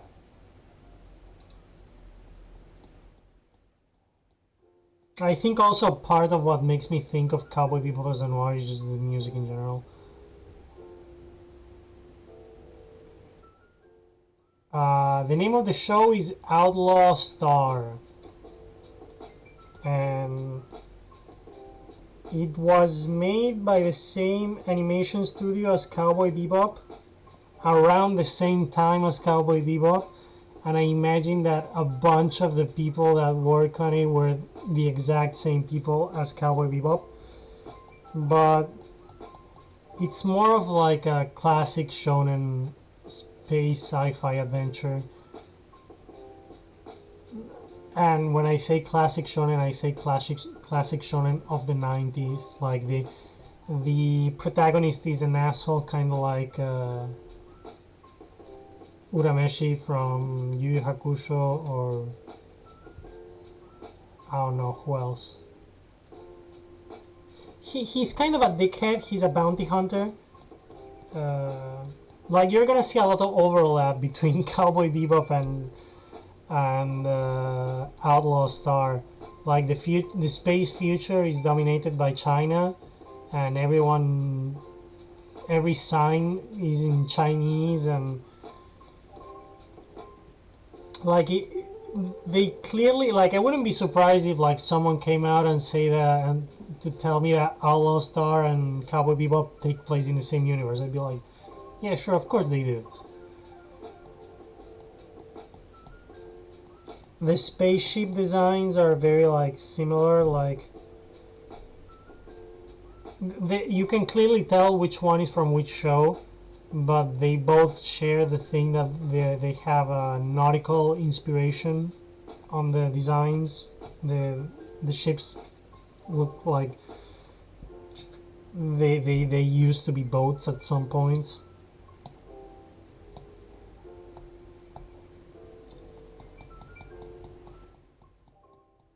Let's see. Let's get some orange in this little crevice here.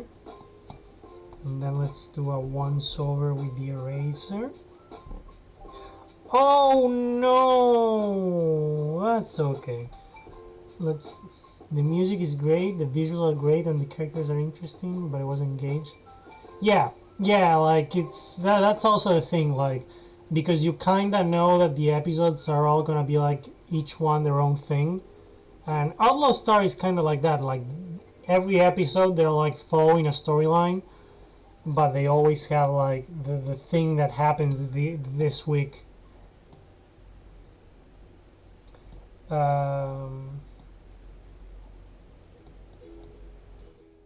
But yeah, I don't know. I can see why people would not like the format for Cowboy Bebop, but I think it also depends a lot on the expectations you have for it. Like, I'm not expecting Cowboy Bebop to be I don't know, an action movie. It's more like there's gonna be action, but it's more like about how cool Spike is and how big his dick is all the time. Like, even when he's doing nothing, he's still cool.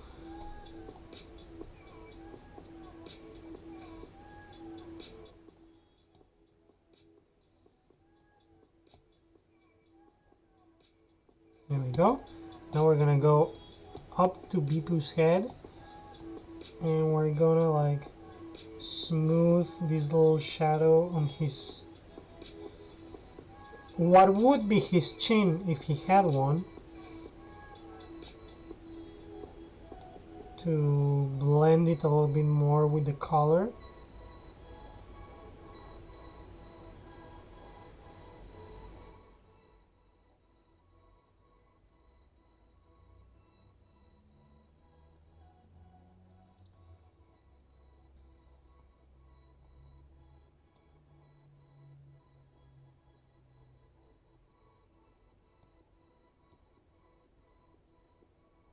There we go.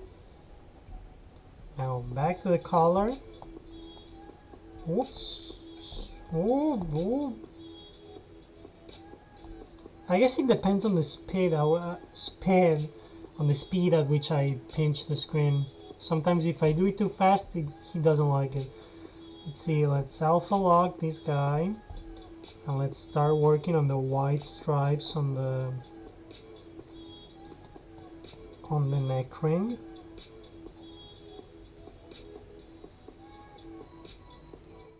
Here we go.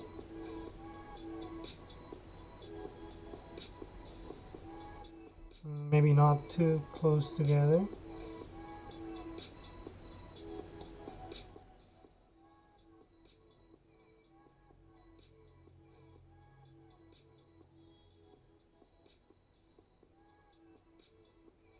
There we go.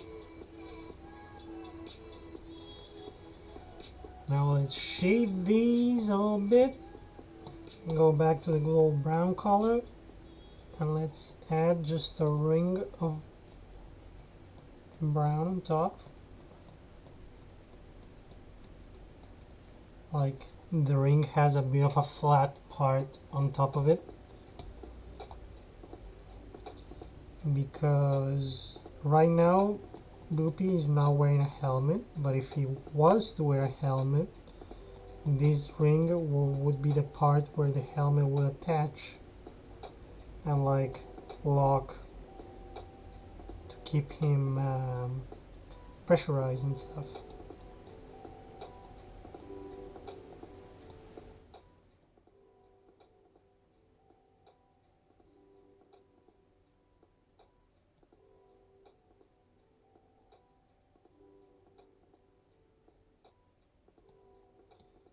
And now, thanks to the shadows, the uneven parts of the edge here are a bit more visible.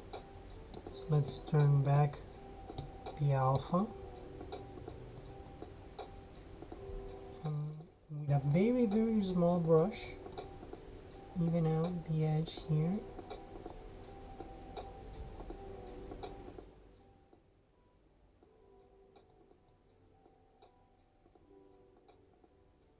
There we go.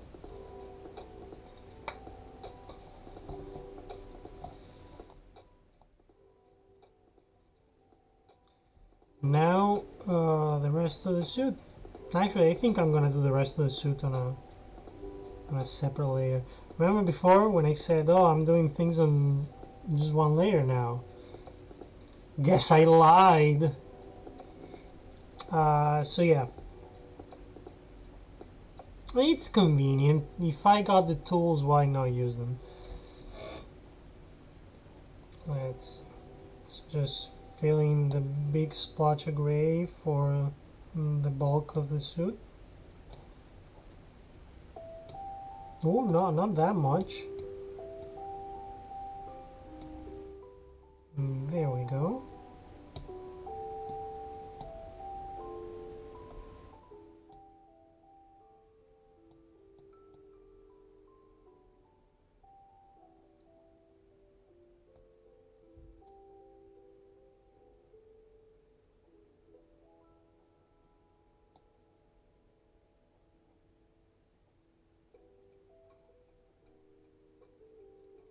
His big hanging tummy full of... What do you think Boopie eats? Well, what does he look like he likes?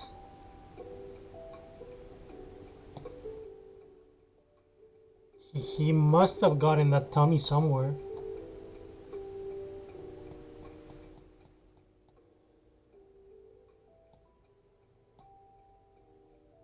Or maybe he's just thick boned.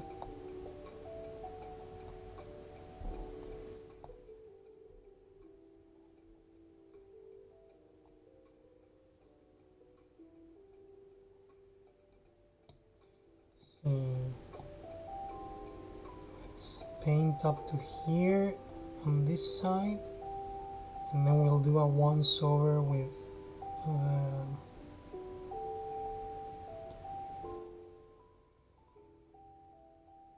we'll do the hand on the same layer as the Apple Pencil, because at the end of the day, like, it's just gonna be the fingers poking from behind, nothing else.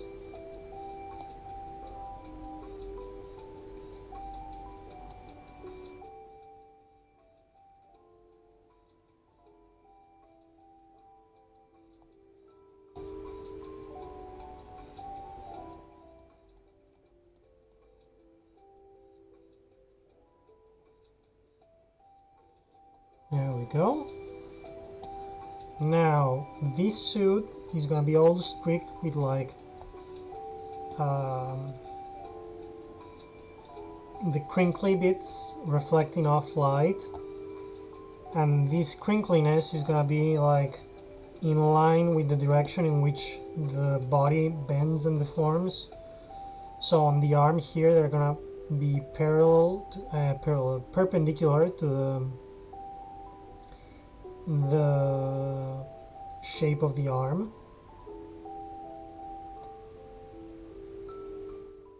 and as they go down the body, they're gonna follow the length of the body.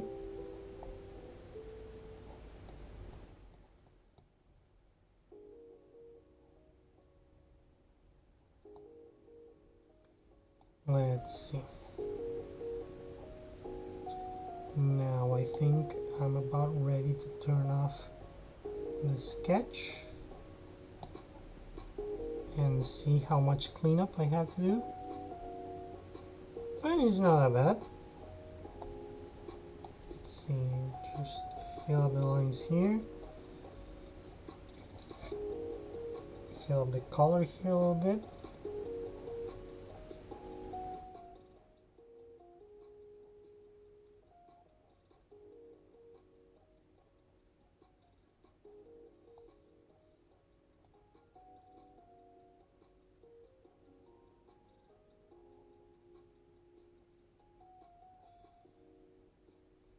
There we go.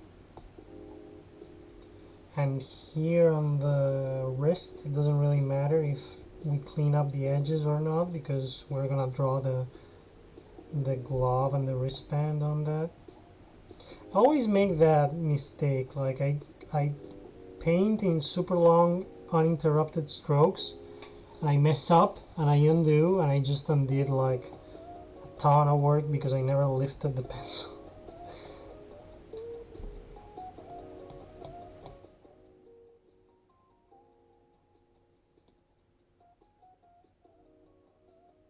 There we go. Now this side.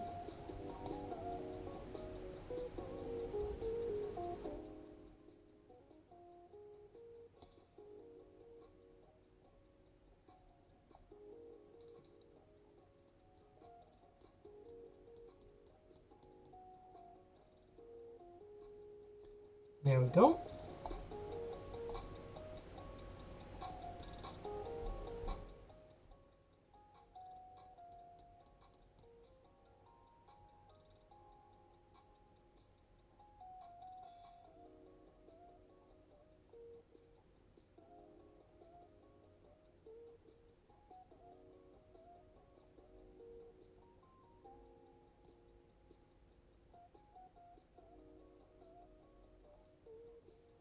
Uh-huh. Let's see, let's overlay the sketch again. He needs a bit more bulk here on the side of his suit.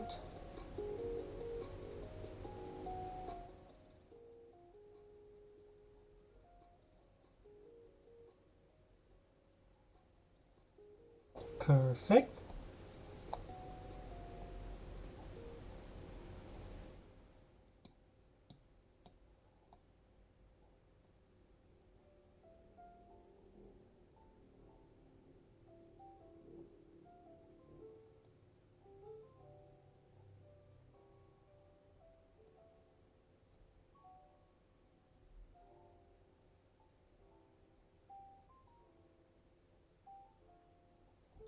Get the eraser and clean up messes we've been doing along the way here.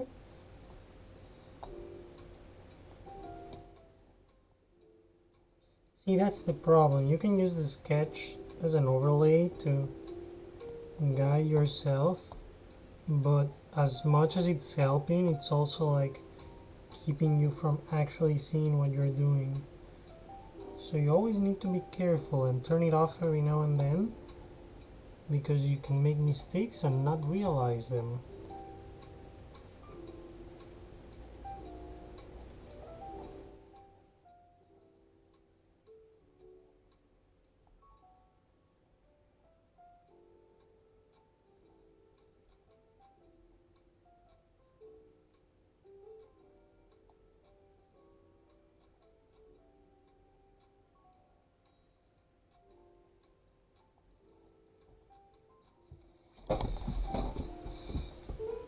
Okay, thank you for coming anyways. I'm gonna get Boopie finished in maybe an hour. I think I'm gonna be done with him.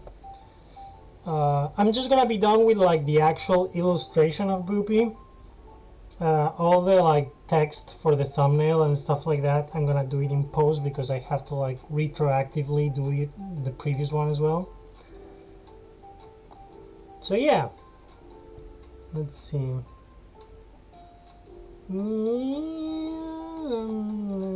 Maybe a bit more meat on this side.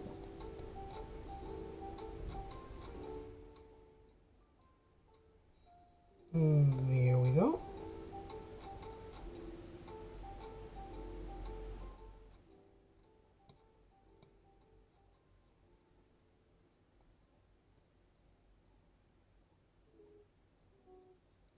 See, that's nice, guys. We are already a community. We say hello to each other. We have a nice chat. We all tell our friends to subscribe and leave likes and stuff. You know. Just saying. Look at Boopie. He'd do it for you. Look at him.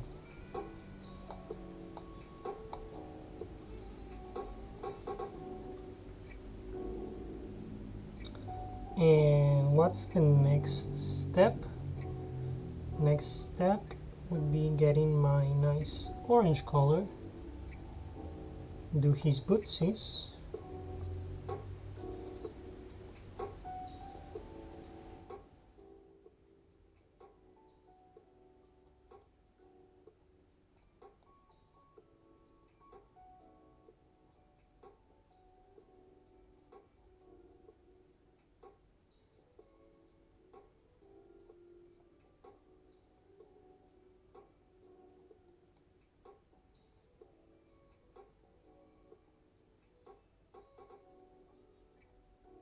There they are.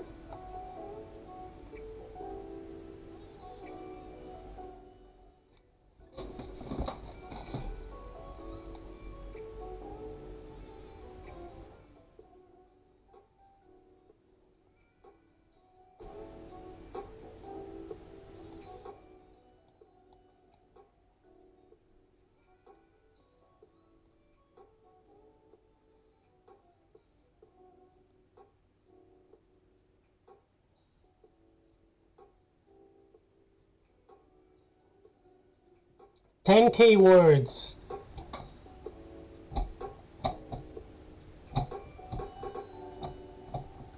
I mean, I could give a hand. Just fake it till you make it, you know? Just tell them, sure, I'll do it.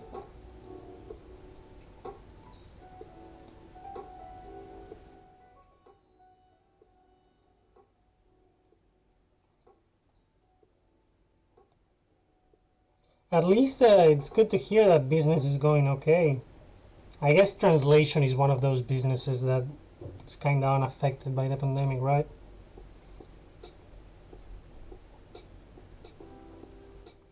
Like people do it from home to begin with, so there is no real disruption there.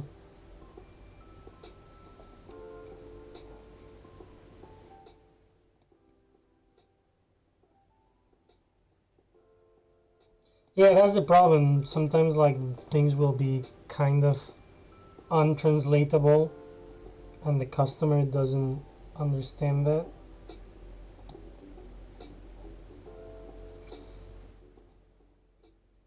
That happens.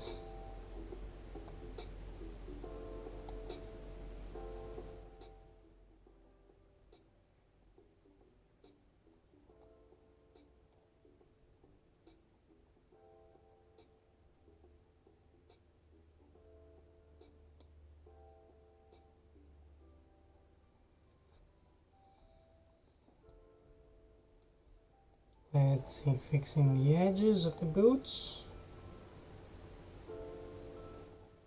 And if you see that you do like, for example, I just did over there like a doodle outside of the canvas. You just select it with the lasso and cut, and that's it. No need to worry about those. They don't deserve your attention.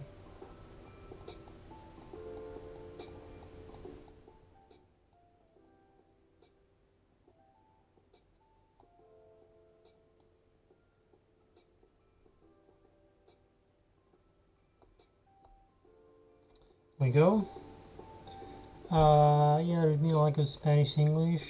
Well, which is the one you wanna do.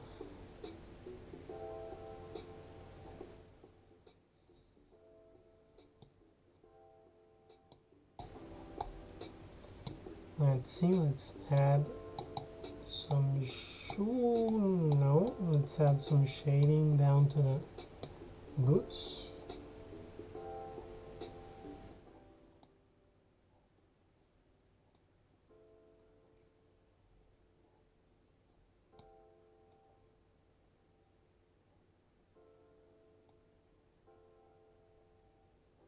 There we go, so that's the boots out of the way.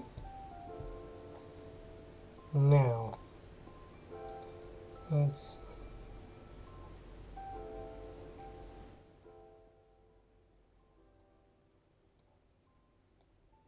Whoop, that's the eraser, not the smudge tool.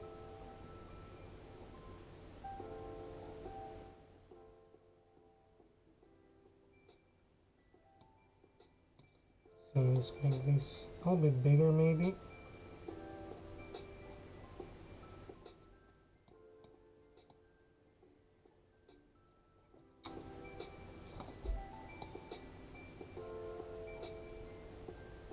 Yeah, now let's see if I get to enjoy my last 2 months of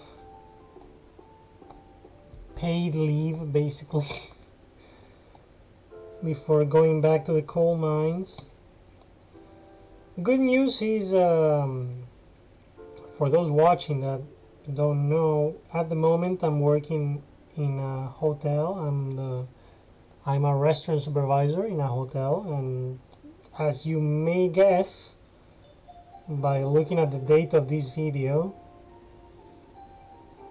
there's not much going on in tourism right now. So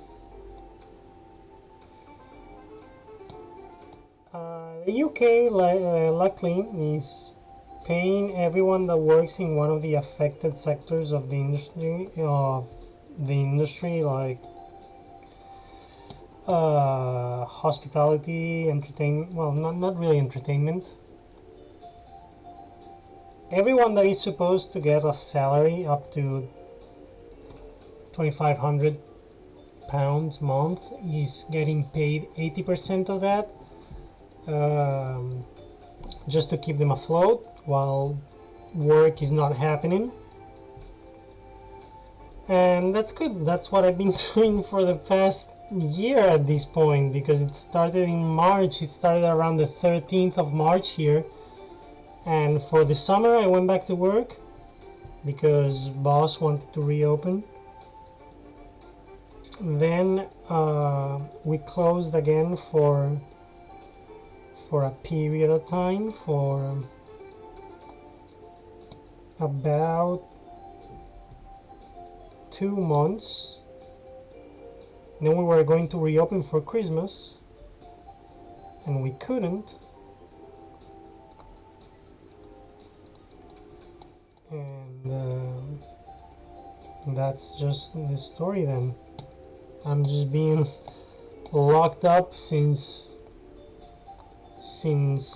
summer. Summer was the last period, like mid-October was the last time I actually worked at full capacity. They made me do a week of work at the beginning of December, and then they realized that they would have to like pay me my full salary instead of the 80%, and they were like, oh no, that's not happening. And they sent me back home, which is good. I mean, it's not like it makes a big difference at the end of the day, full salary or 80%. I've been doing just fine on 80%.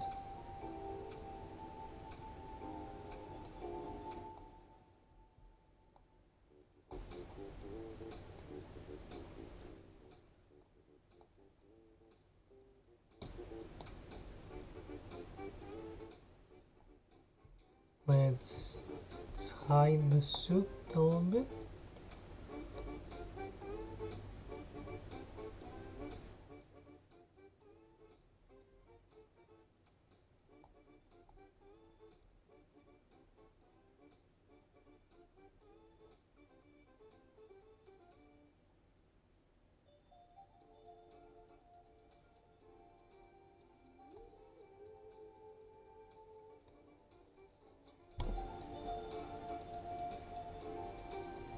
Let's see, looking at the full picture, I would say we are about a little bit more than 50% done.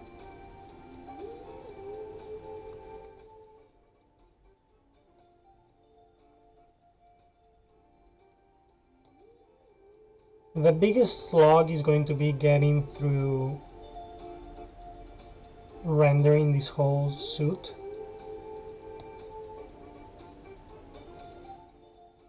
But it's not gonna take that much.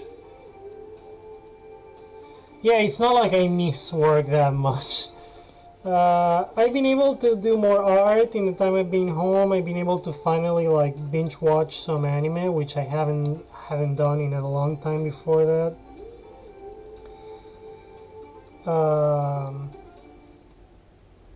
I have been kind of a shut in these, especially this past month. This is the longest time I've had between leaving my house for shopping and stuff.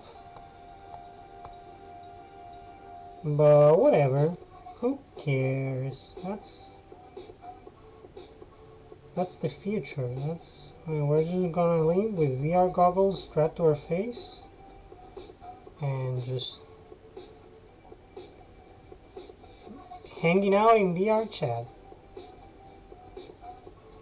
I'm gonna be wearing my knuckles, not Ugandan knuckles, just regular knuckles suit. Yeah, but like, I think it would be cool to stream together, like someday. I know you're always like very busy, but we can, like, in these next 2 months, I bet we can schedule something.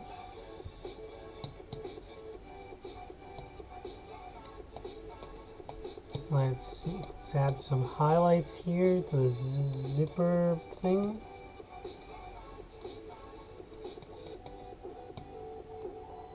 Not that big.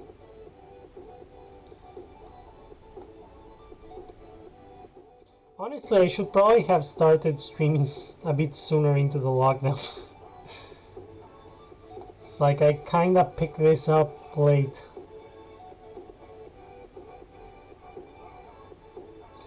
I did draw a lot more during the lockdown, though. That at least was a good feeling.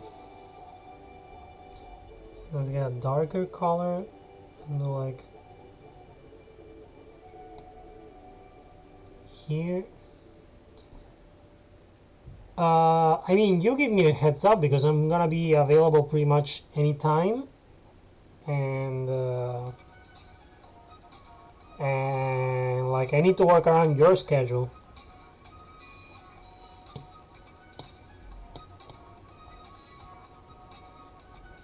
Like, it's gonna be very rare that there's a time that you're available and I'm not. Unless it's like extremely late here and I have to do something the next morning, I'm pretty much 100% going to be available.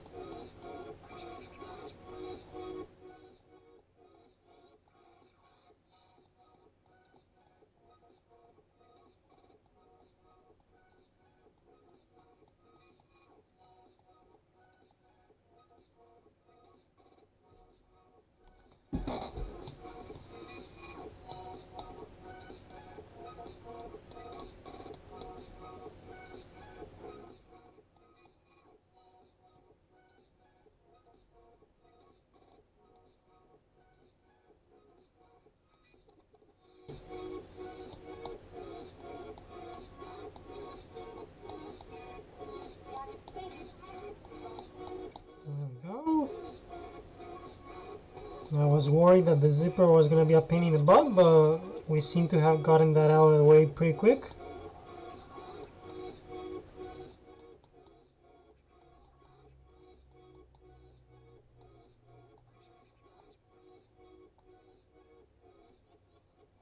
Maybe I'll go back and smooth the little lines. Whoa, puberty's hitting.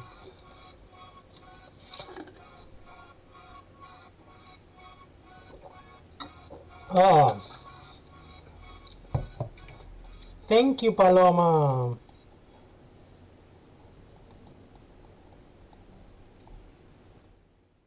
Here's a full view of it.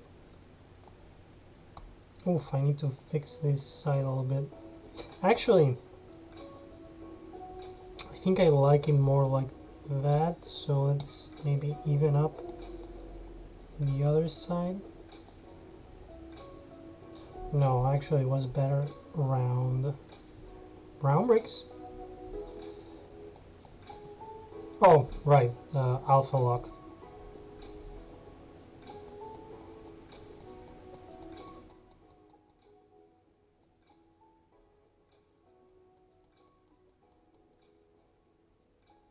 There we go. Just let's get this little nubbin here out of the way. And what if I round this edges?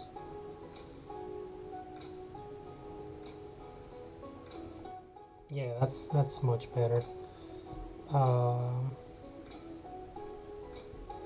Let's see, let's turn back on the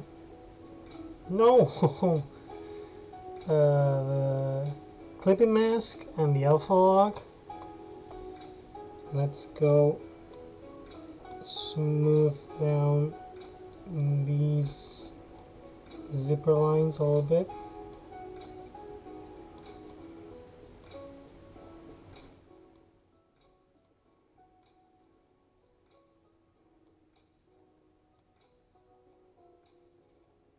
There we go.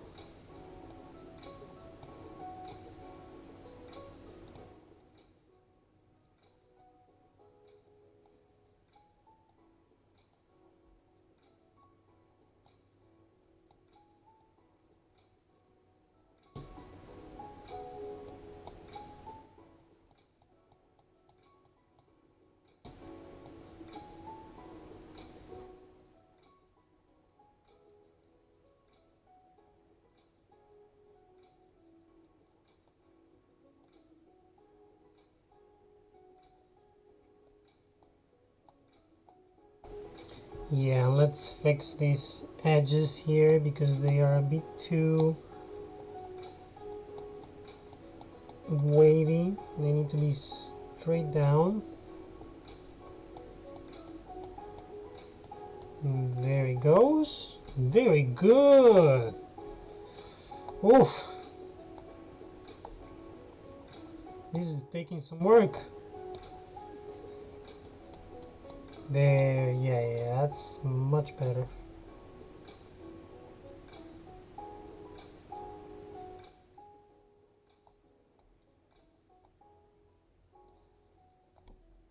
Now, let's, you know what? Forget the thing about limiting the layer numbers. Let's just go crazy with the layers. Let's just, wait, that's not gonna work because this is already a clipping mask. Okay, let's do this by hand and let's just hope it does what I want it to do.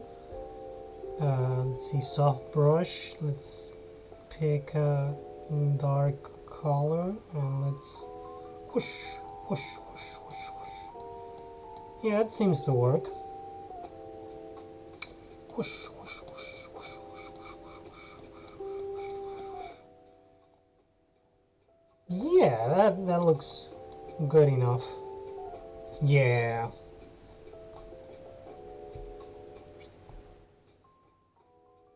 Now let's go back to the suit itself and latte brush.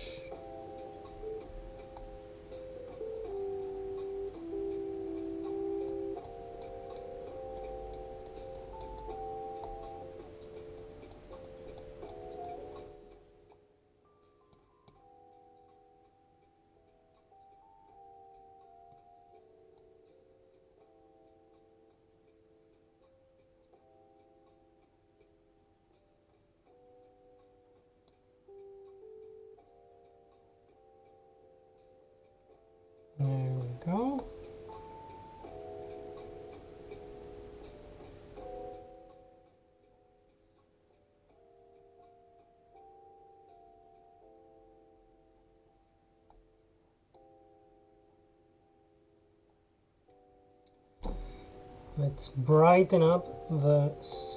So, always forget, that's not what brightening looks like. There we go. Let's brighten up the sides of the leg here.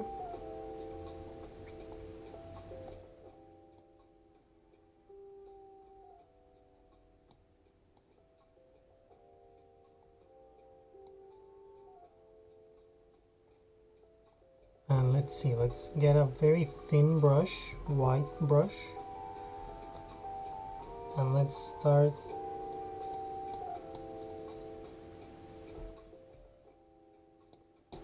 crisscrossing this with like little shiny lines.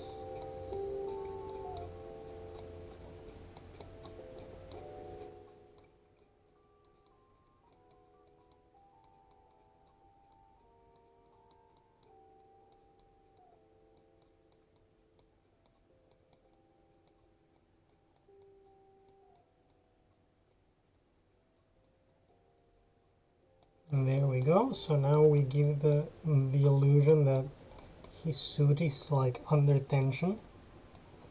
Also, we help give some more roundness to the legs.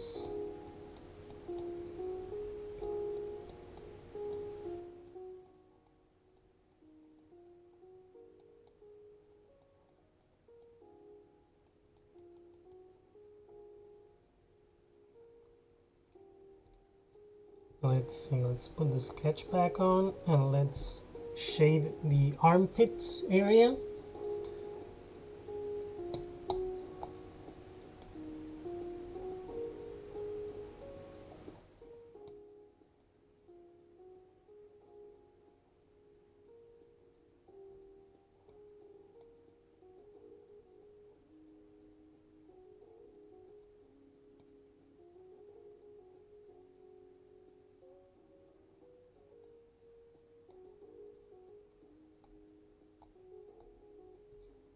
Let's see, how's that looking? Almost perfect first shot. Let's see.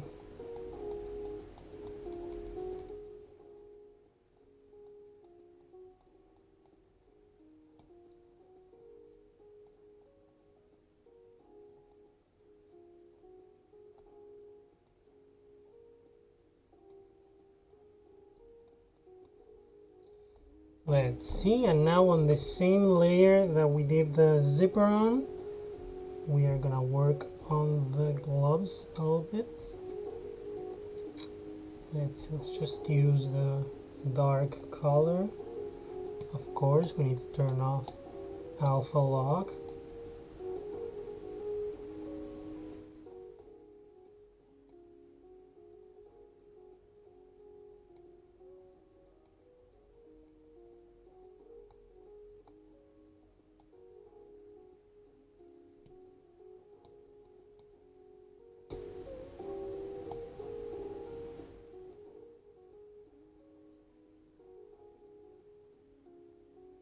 There we go. For some reason it's looking a bit transparent, but the opacity for it, yeah, it's full opacity, so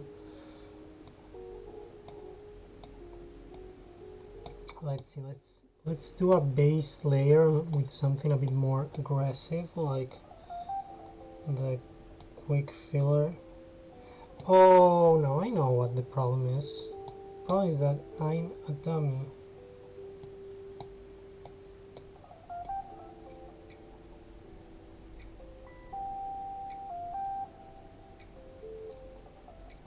See, if I wasn't such a dummy, I would have realized that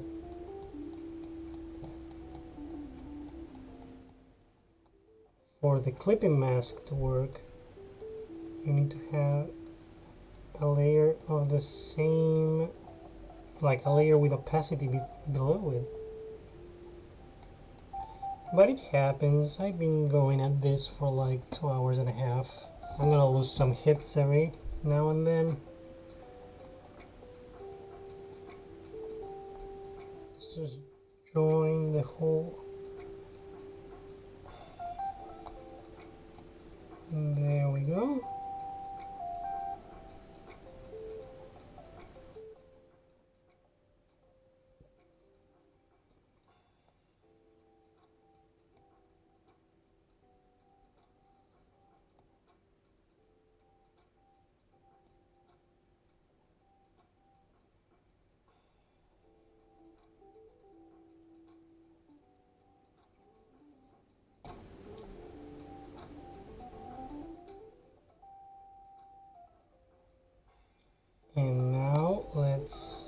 go back to the proper layer.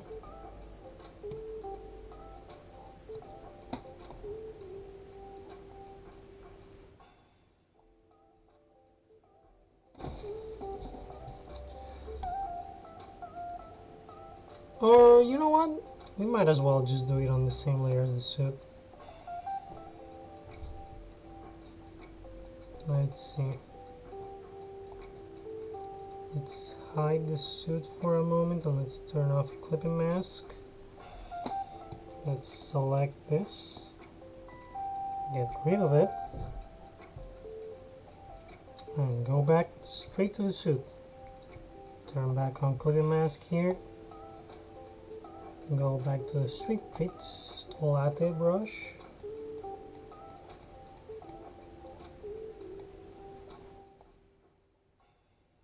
There we go.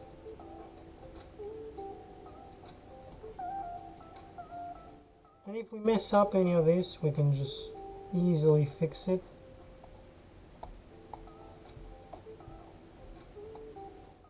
Let's see, let's go in with a smaller brush.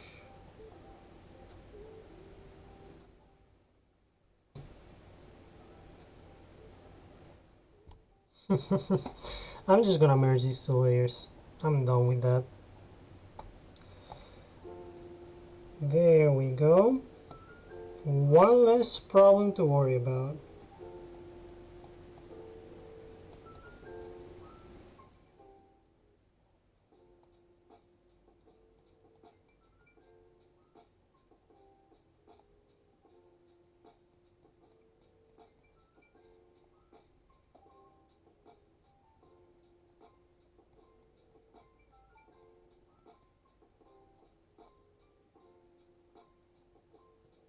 Let's see.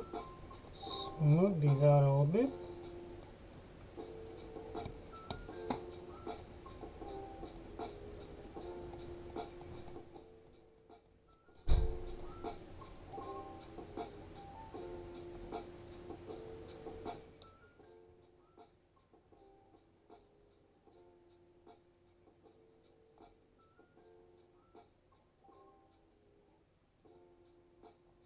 Now this part is gonna be orange anyways, so we can keep it like that. Turn on the guide, turn on alpha lock, and go get our orange color.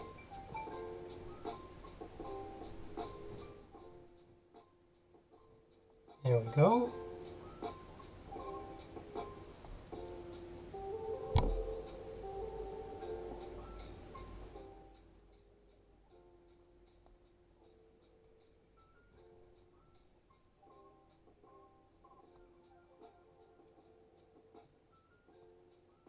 Ooh, almost messed everything up there.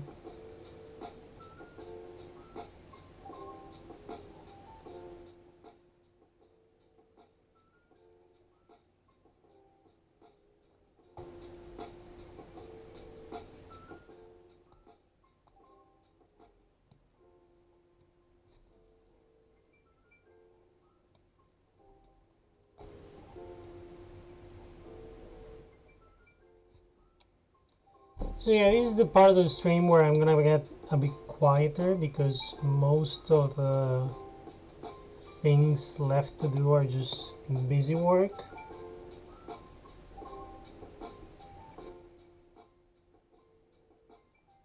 Just like last time.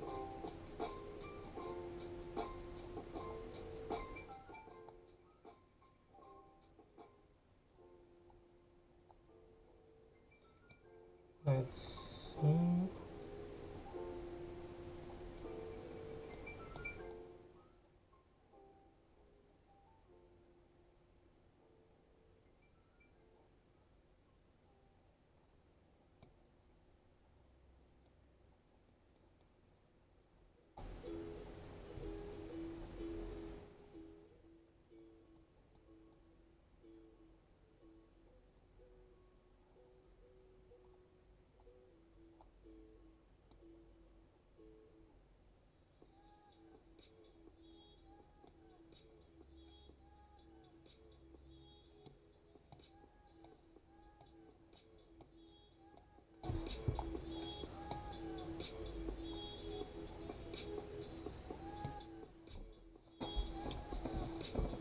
How's it looking? Looking pretty good. Let's see, let's give him some more little crinkles on his body. I mean on his arm. Not that small. Not that small either. Yeah, there we go. Now here, because he's flexing his elbow here, on the inside he's gonna have a bunch of crinkles.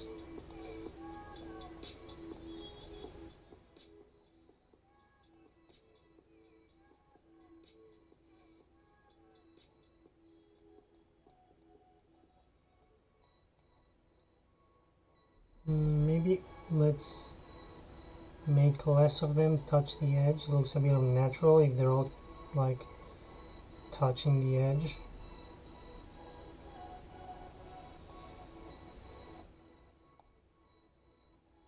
There we go.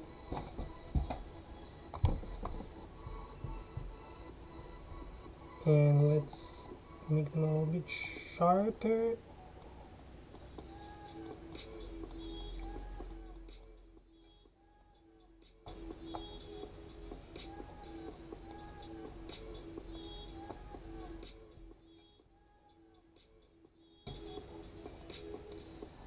Ooh, not that much. Just a little bit, shave a little bit of the side.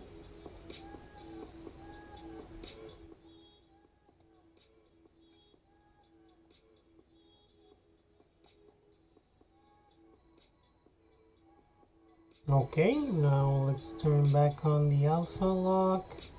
Let's go in with the black.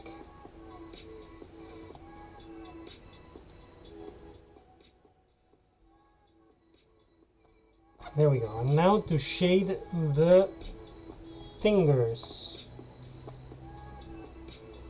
This is gonna be tricky. Not too tricky, but just enough to bother me.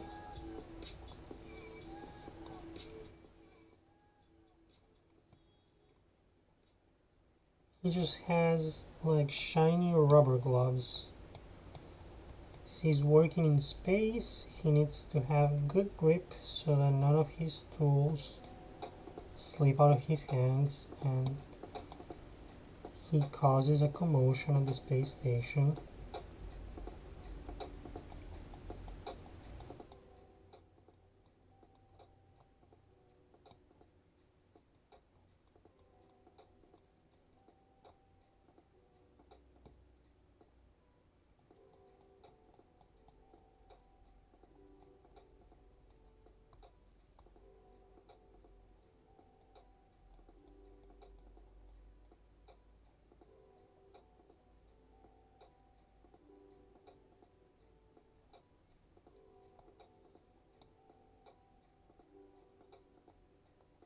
There we go, and now we shade the bottom of the... Well, first let's shade the bottom of the glove just a little bit with this darker color there. And maybe the bottom of like each finger too. Yeah, that's gonna look better.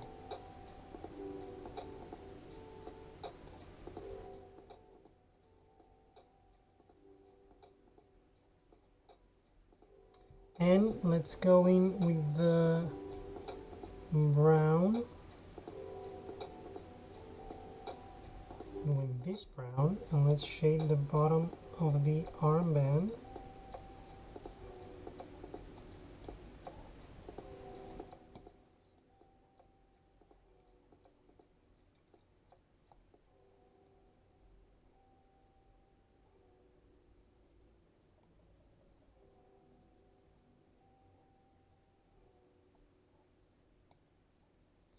Shade this little mess up there, and also shade the inside of the armband here because this side is pressed against his chest, so it's gonna be a bit shaded.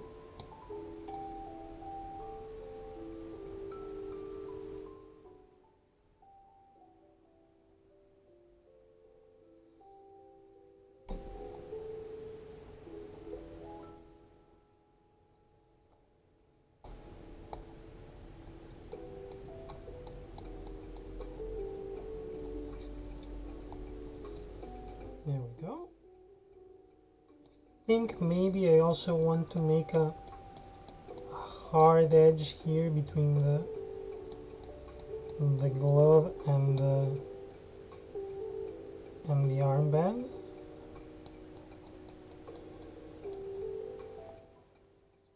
Yeah, that looks good.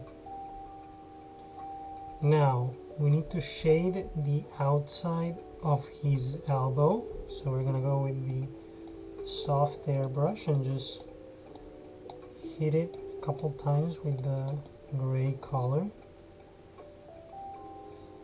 and that's looking pretty good. Now for the inside of his side, I guess, back to the latte, we go in there and we just apply a little bit of shadow there on the curvature.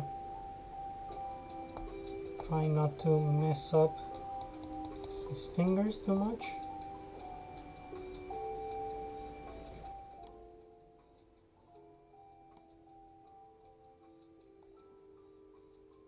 And maybe there should be some shadow under his fingers as well.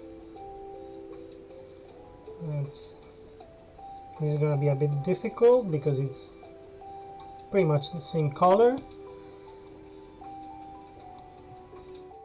but I think we can dilute it enough to the point where it looks like shadow and not like the glove got melted onto the suit by accident or something like that.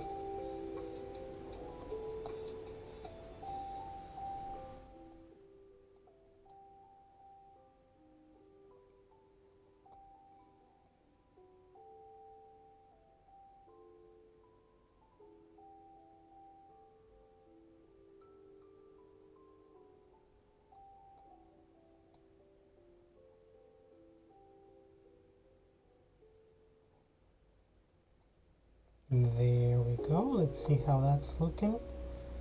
Let's maybe shade it a little bit more, shift the brightness in a little bit more. But yeah, I think that's looking pretty damn good.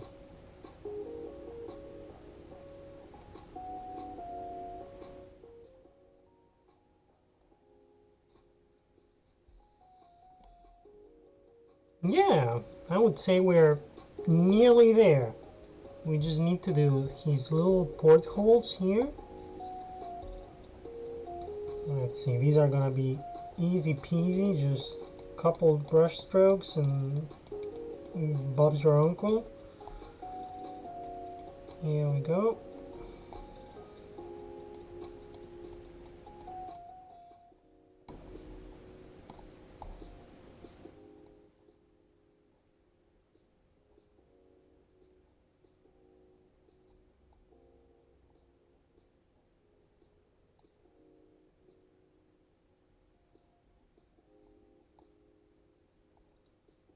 Do the other one too while we're here.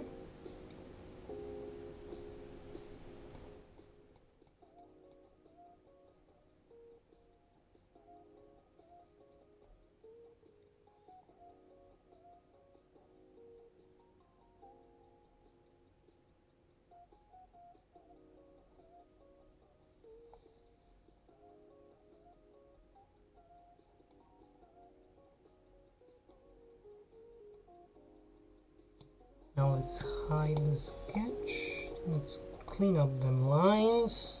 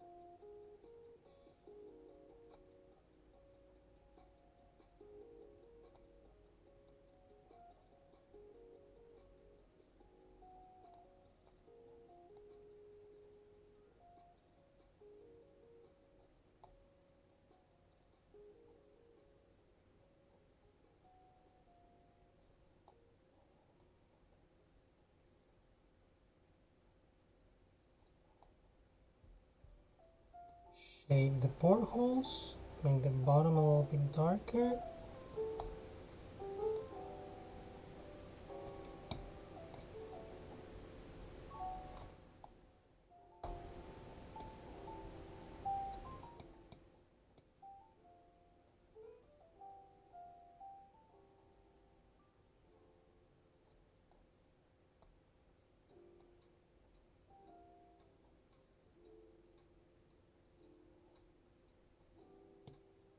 And the top, just give you a bit of a like a metallic effect.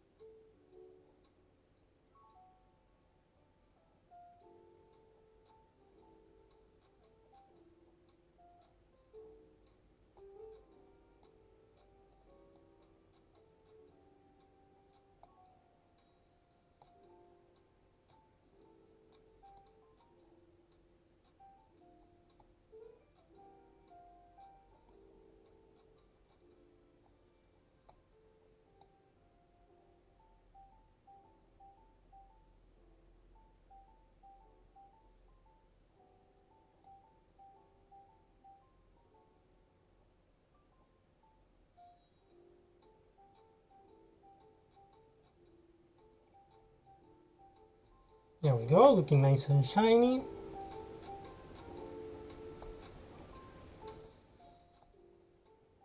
Now for the arm.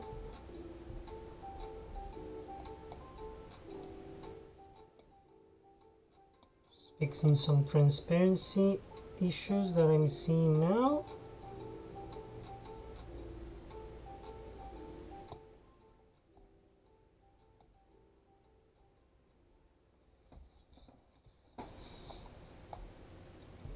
And turn alpha lock back on. Let's see.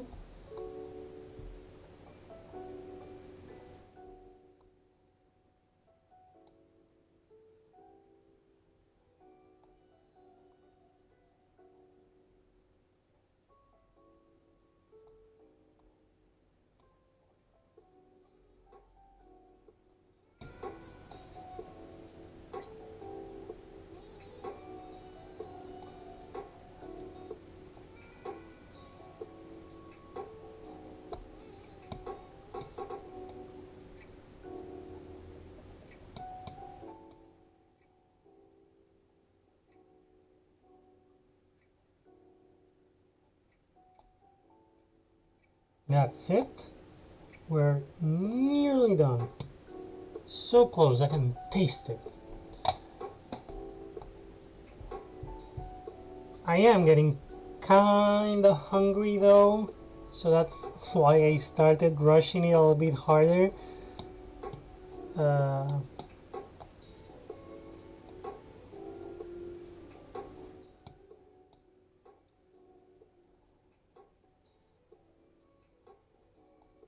that look, no. Yeah, like that's.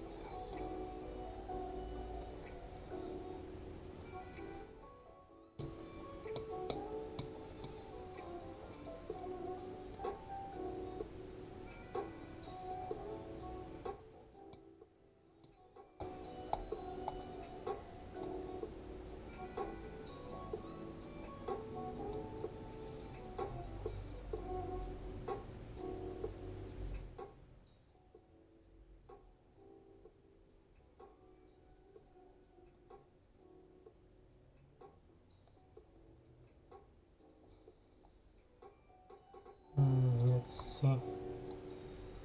To get this a little bit thinner, thinner. There. Thinner on this side too.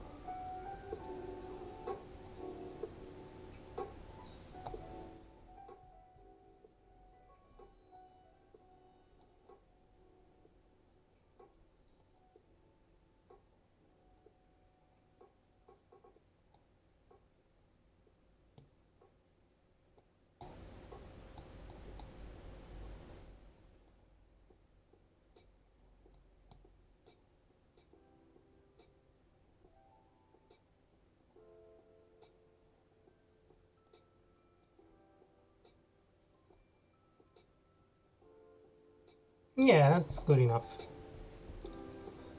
Let's see now. Make thicker. Oh no, not that thick.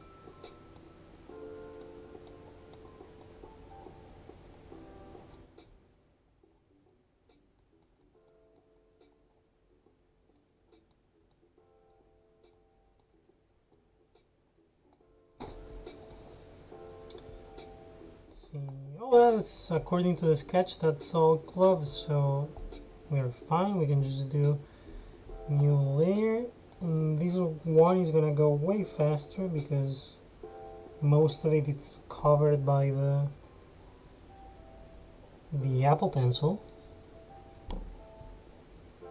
Ooh, we got a sudden small but noticeable spike in viewers.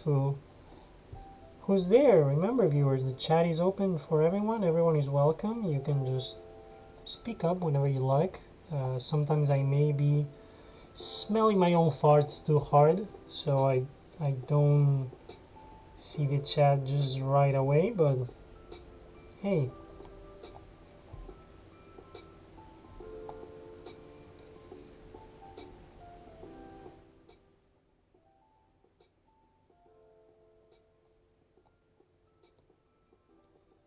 There we go.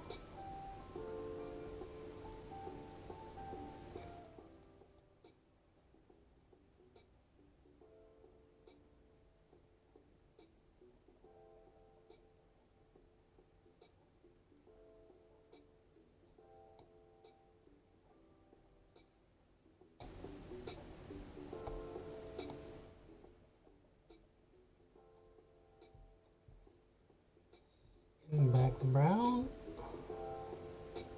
Alpha lock.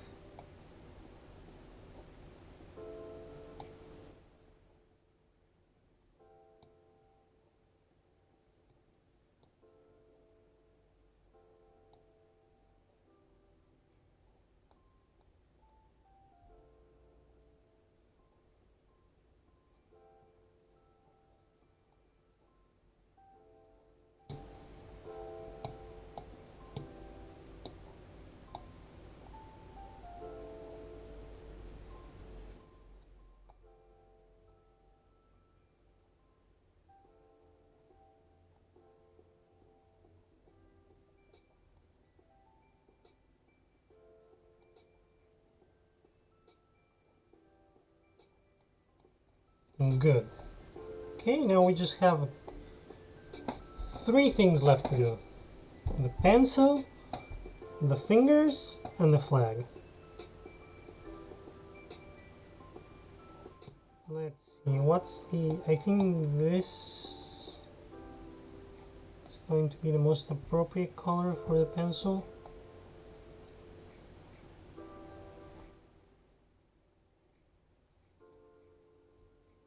Actually, yeah, let's do it just all the way from the bottom.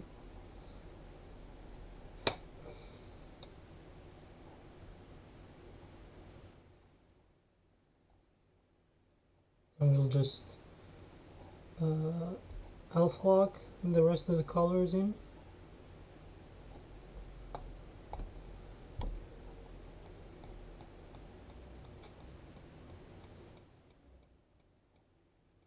There we are.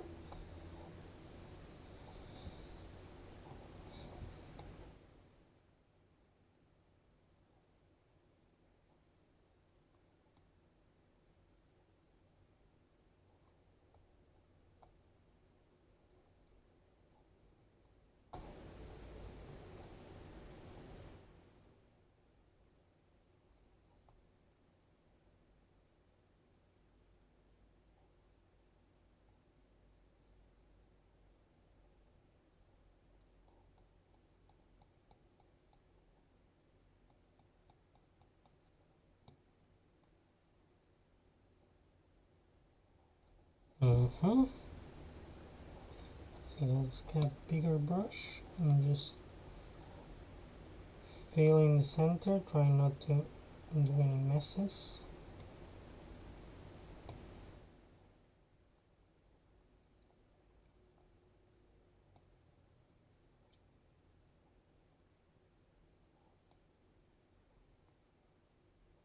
We can hide the original sketches at this point. I think I'm done with those for the time being. Whoop.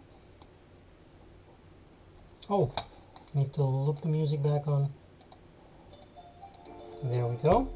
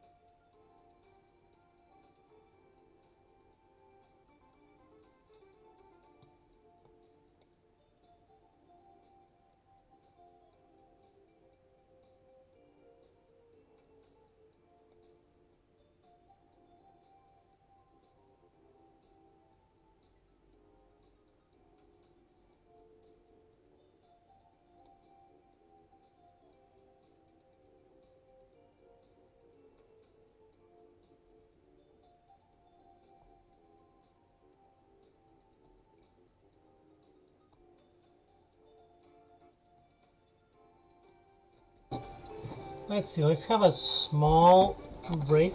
Let's have a sip of tea. Let's open my fake Oreos. Let's check some news while we have a break. Let's see. What's on the news?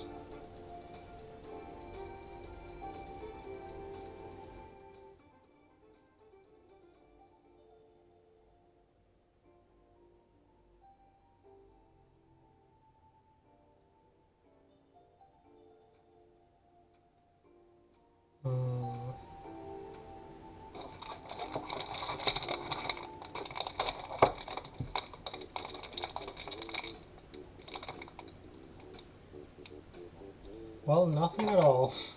Not a very interesting day today. I guess that means my stream is the most interesting thing to happen today.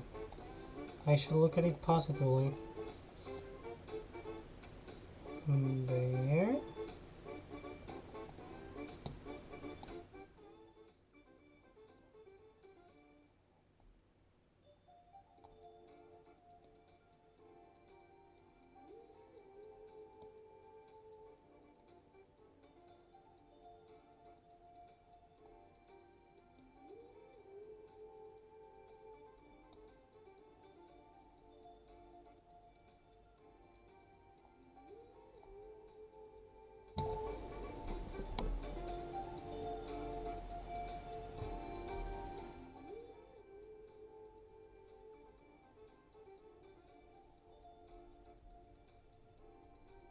This is gonna be difficult to clean up,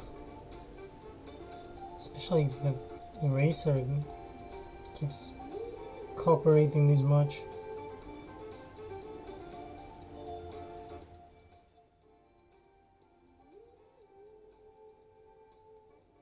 Let's see, to a smaller size.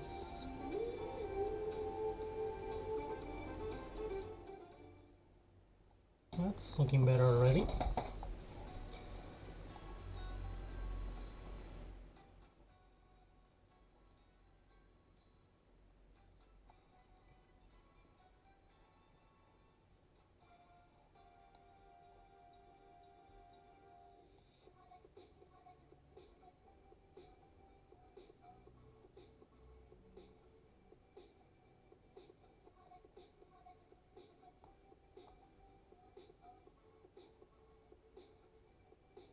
Yeah, I'm gonna have to probably fix this some more in my time, because having such a long straight object and having the edges not be even is gonna trigger me, but I can always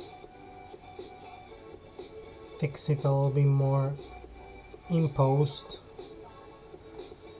Let's see now the color for the eraser. Where did I? Maybe a little bit higher, like there.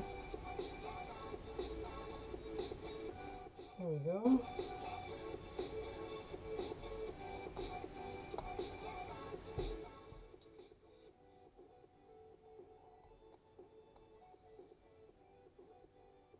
Add a scene here.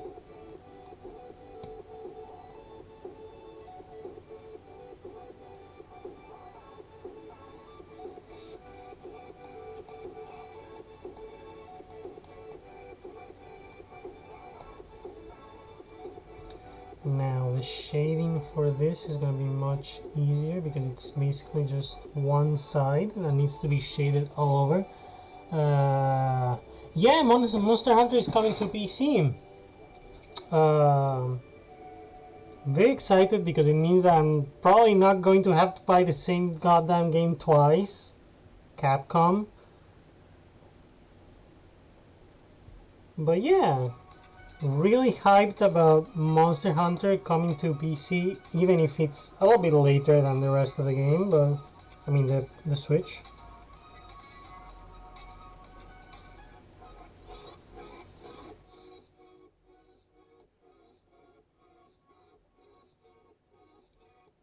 So it's gonna be just quick and dirty, just like that.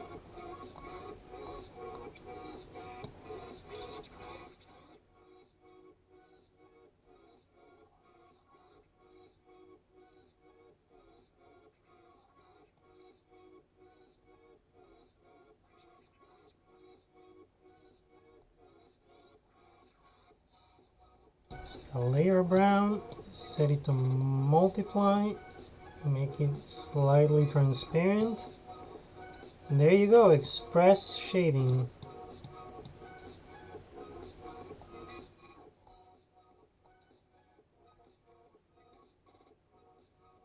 Definitely needs some work on the roughness of the texture, but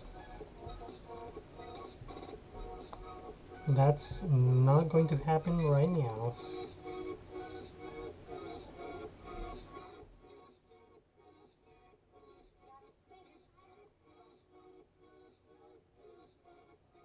Here's the fingers.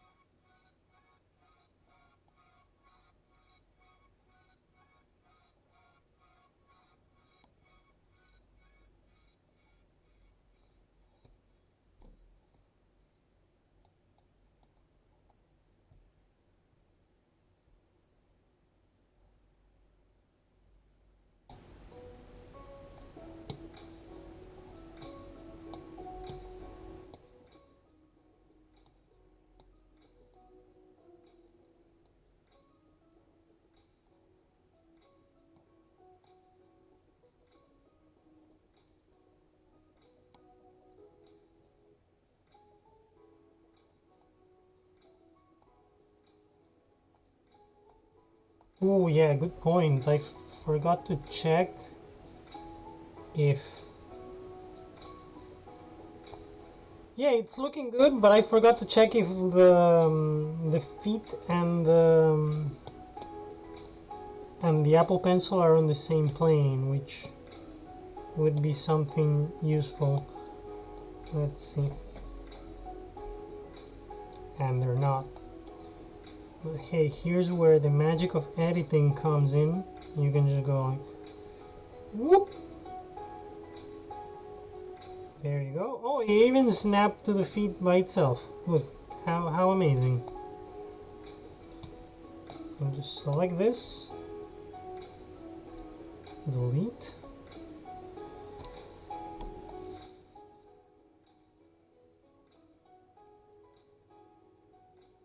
There we go. Let's see now the tip of the Apple Pencil. Let's make it on these layers just so that we don't get anything mixed up here.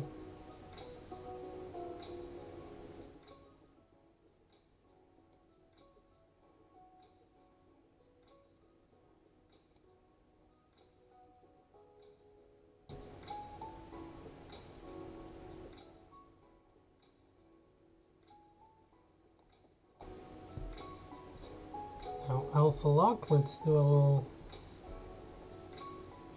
shadow here for where the cap unscrews. And we're almost there, we're just missing the flag. Literally just one thing missing.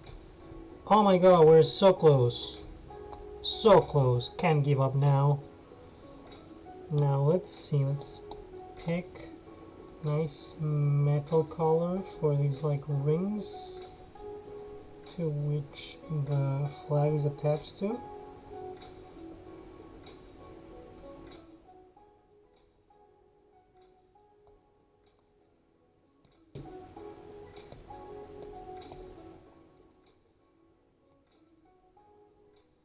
Shade the bottom of them just a little bit.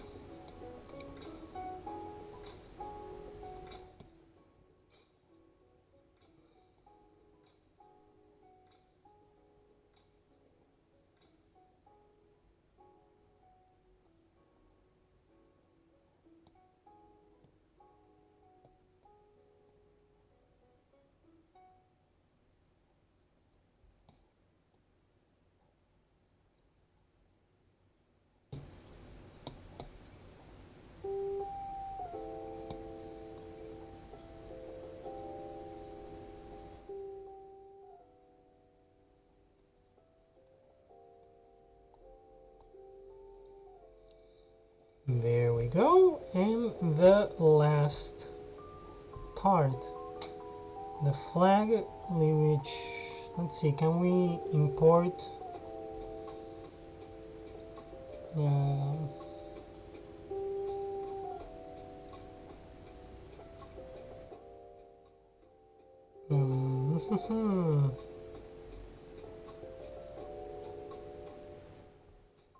I will just eyeball it, whatever.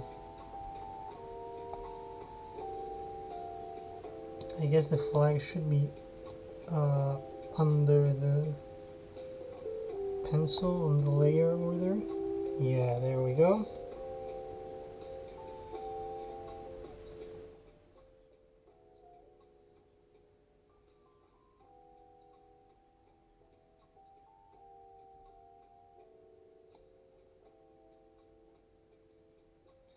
Now, seeing just like a flag like this in space, I hope Naturally is still watching because I can only think of one thing. Let me just put on something.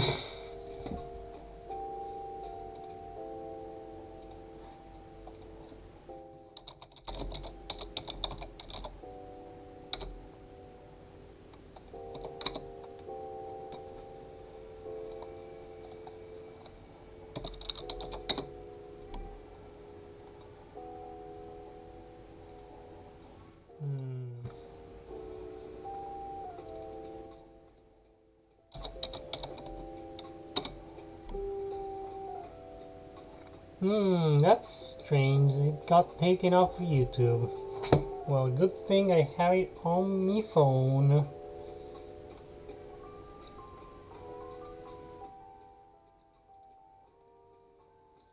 You are? Well, let's see.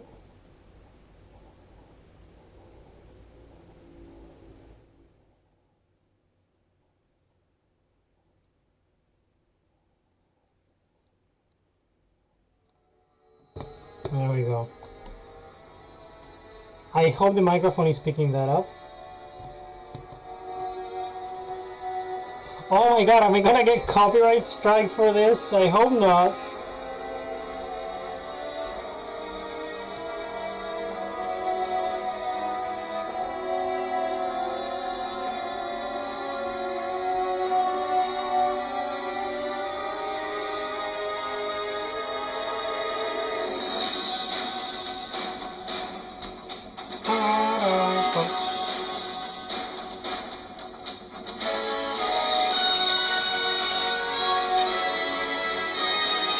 There we go.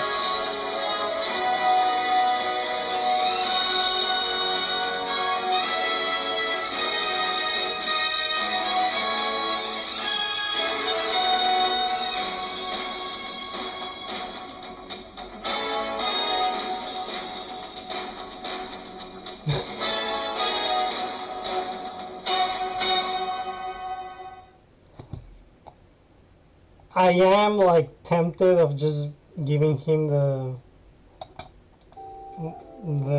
communist flag, but no, he needs to be carrying my logo. He's my little guy, my little representative in space.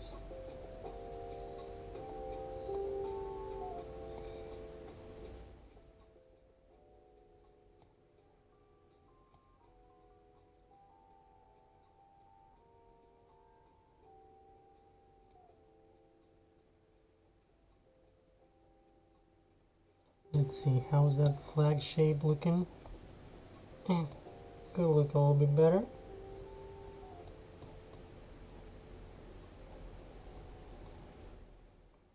Let's fix any opacity issues that we may have here.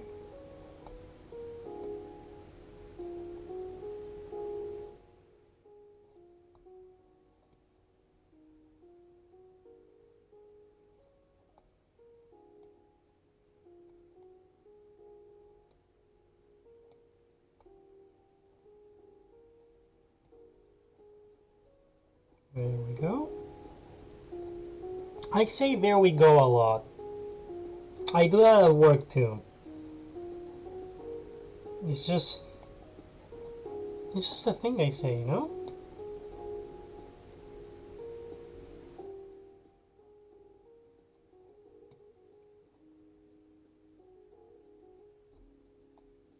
And for this, yes, I am just going to import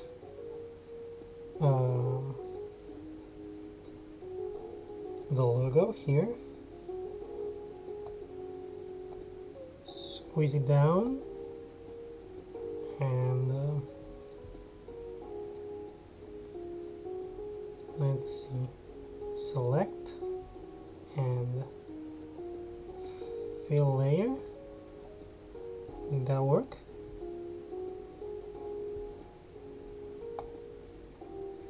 Yeah, it did.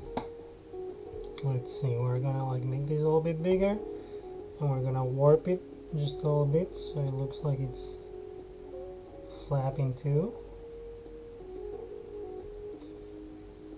And we're gonna merge it with the flag, and we're gonna add a click layer set to multiply,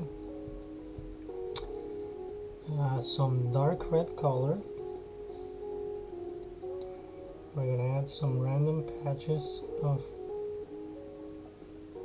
shadow just to reinforce the impression that this flag is indeed flapping.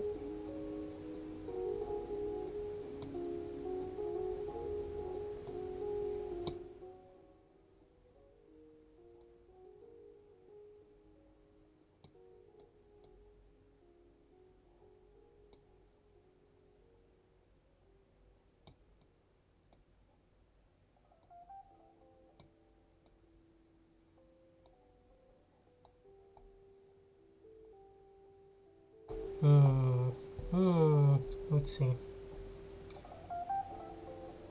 This, I think, is not necessary here. This hump down here, I could do without it.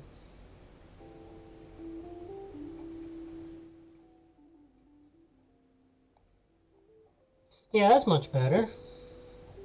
there we go, and that's it, finished, ladies and gentlemen. I've done a complete drawing on stream for the first time, and all that's left is just the editing, adding the actual text that's going to go in this empty area on the right, and just adding some effects to make the thing pop a little bit more, some chromatic aberration, some like a halo of Gaussian blur behind the Boopie to make him stand out against the background a little bit more. That can also help him eventually intersect with the text without losing any of the design in general. But yeah, this was a really good drawing. I'm very happy with it. I even like got in background practice. And thank you for coming to watch my stream. If you're watching this in the future, remember to subscribe, leave a like, and what else? Leave a comment and hit that bell. I need to turn on RTX. Just spoilers though, I was having plans, since Boopie's design is he's so made of shapes and not too complex. I was tempted of launching him onto Blender and see where I get there. So maybe eventually he may be able to get ray traced. Yeah, I think the latency for the stream is not amazing at the moment. But yeah, as I was saying, if you're watching from the future, leave a like, comment, subscribe, and hit that bell. And thank you for watching. Bye bye.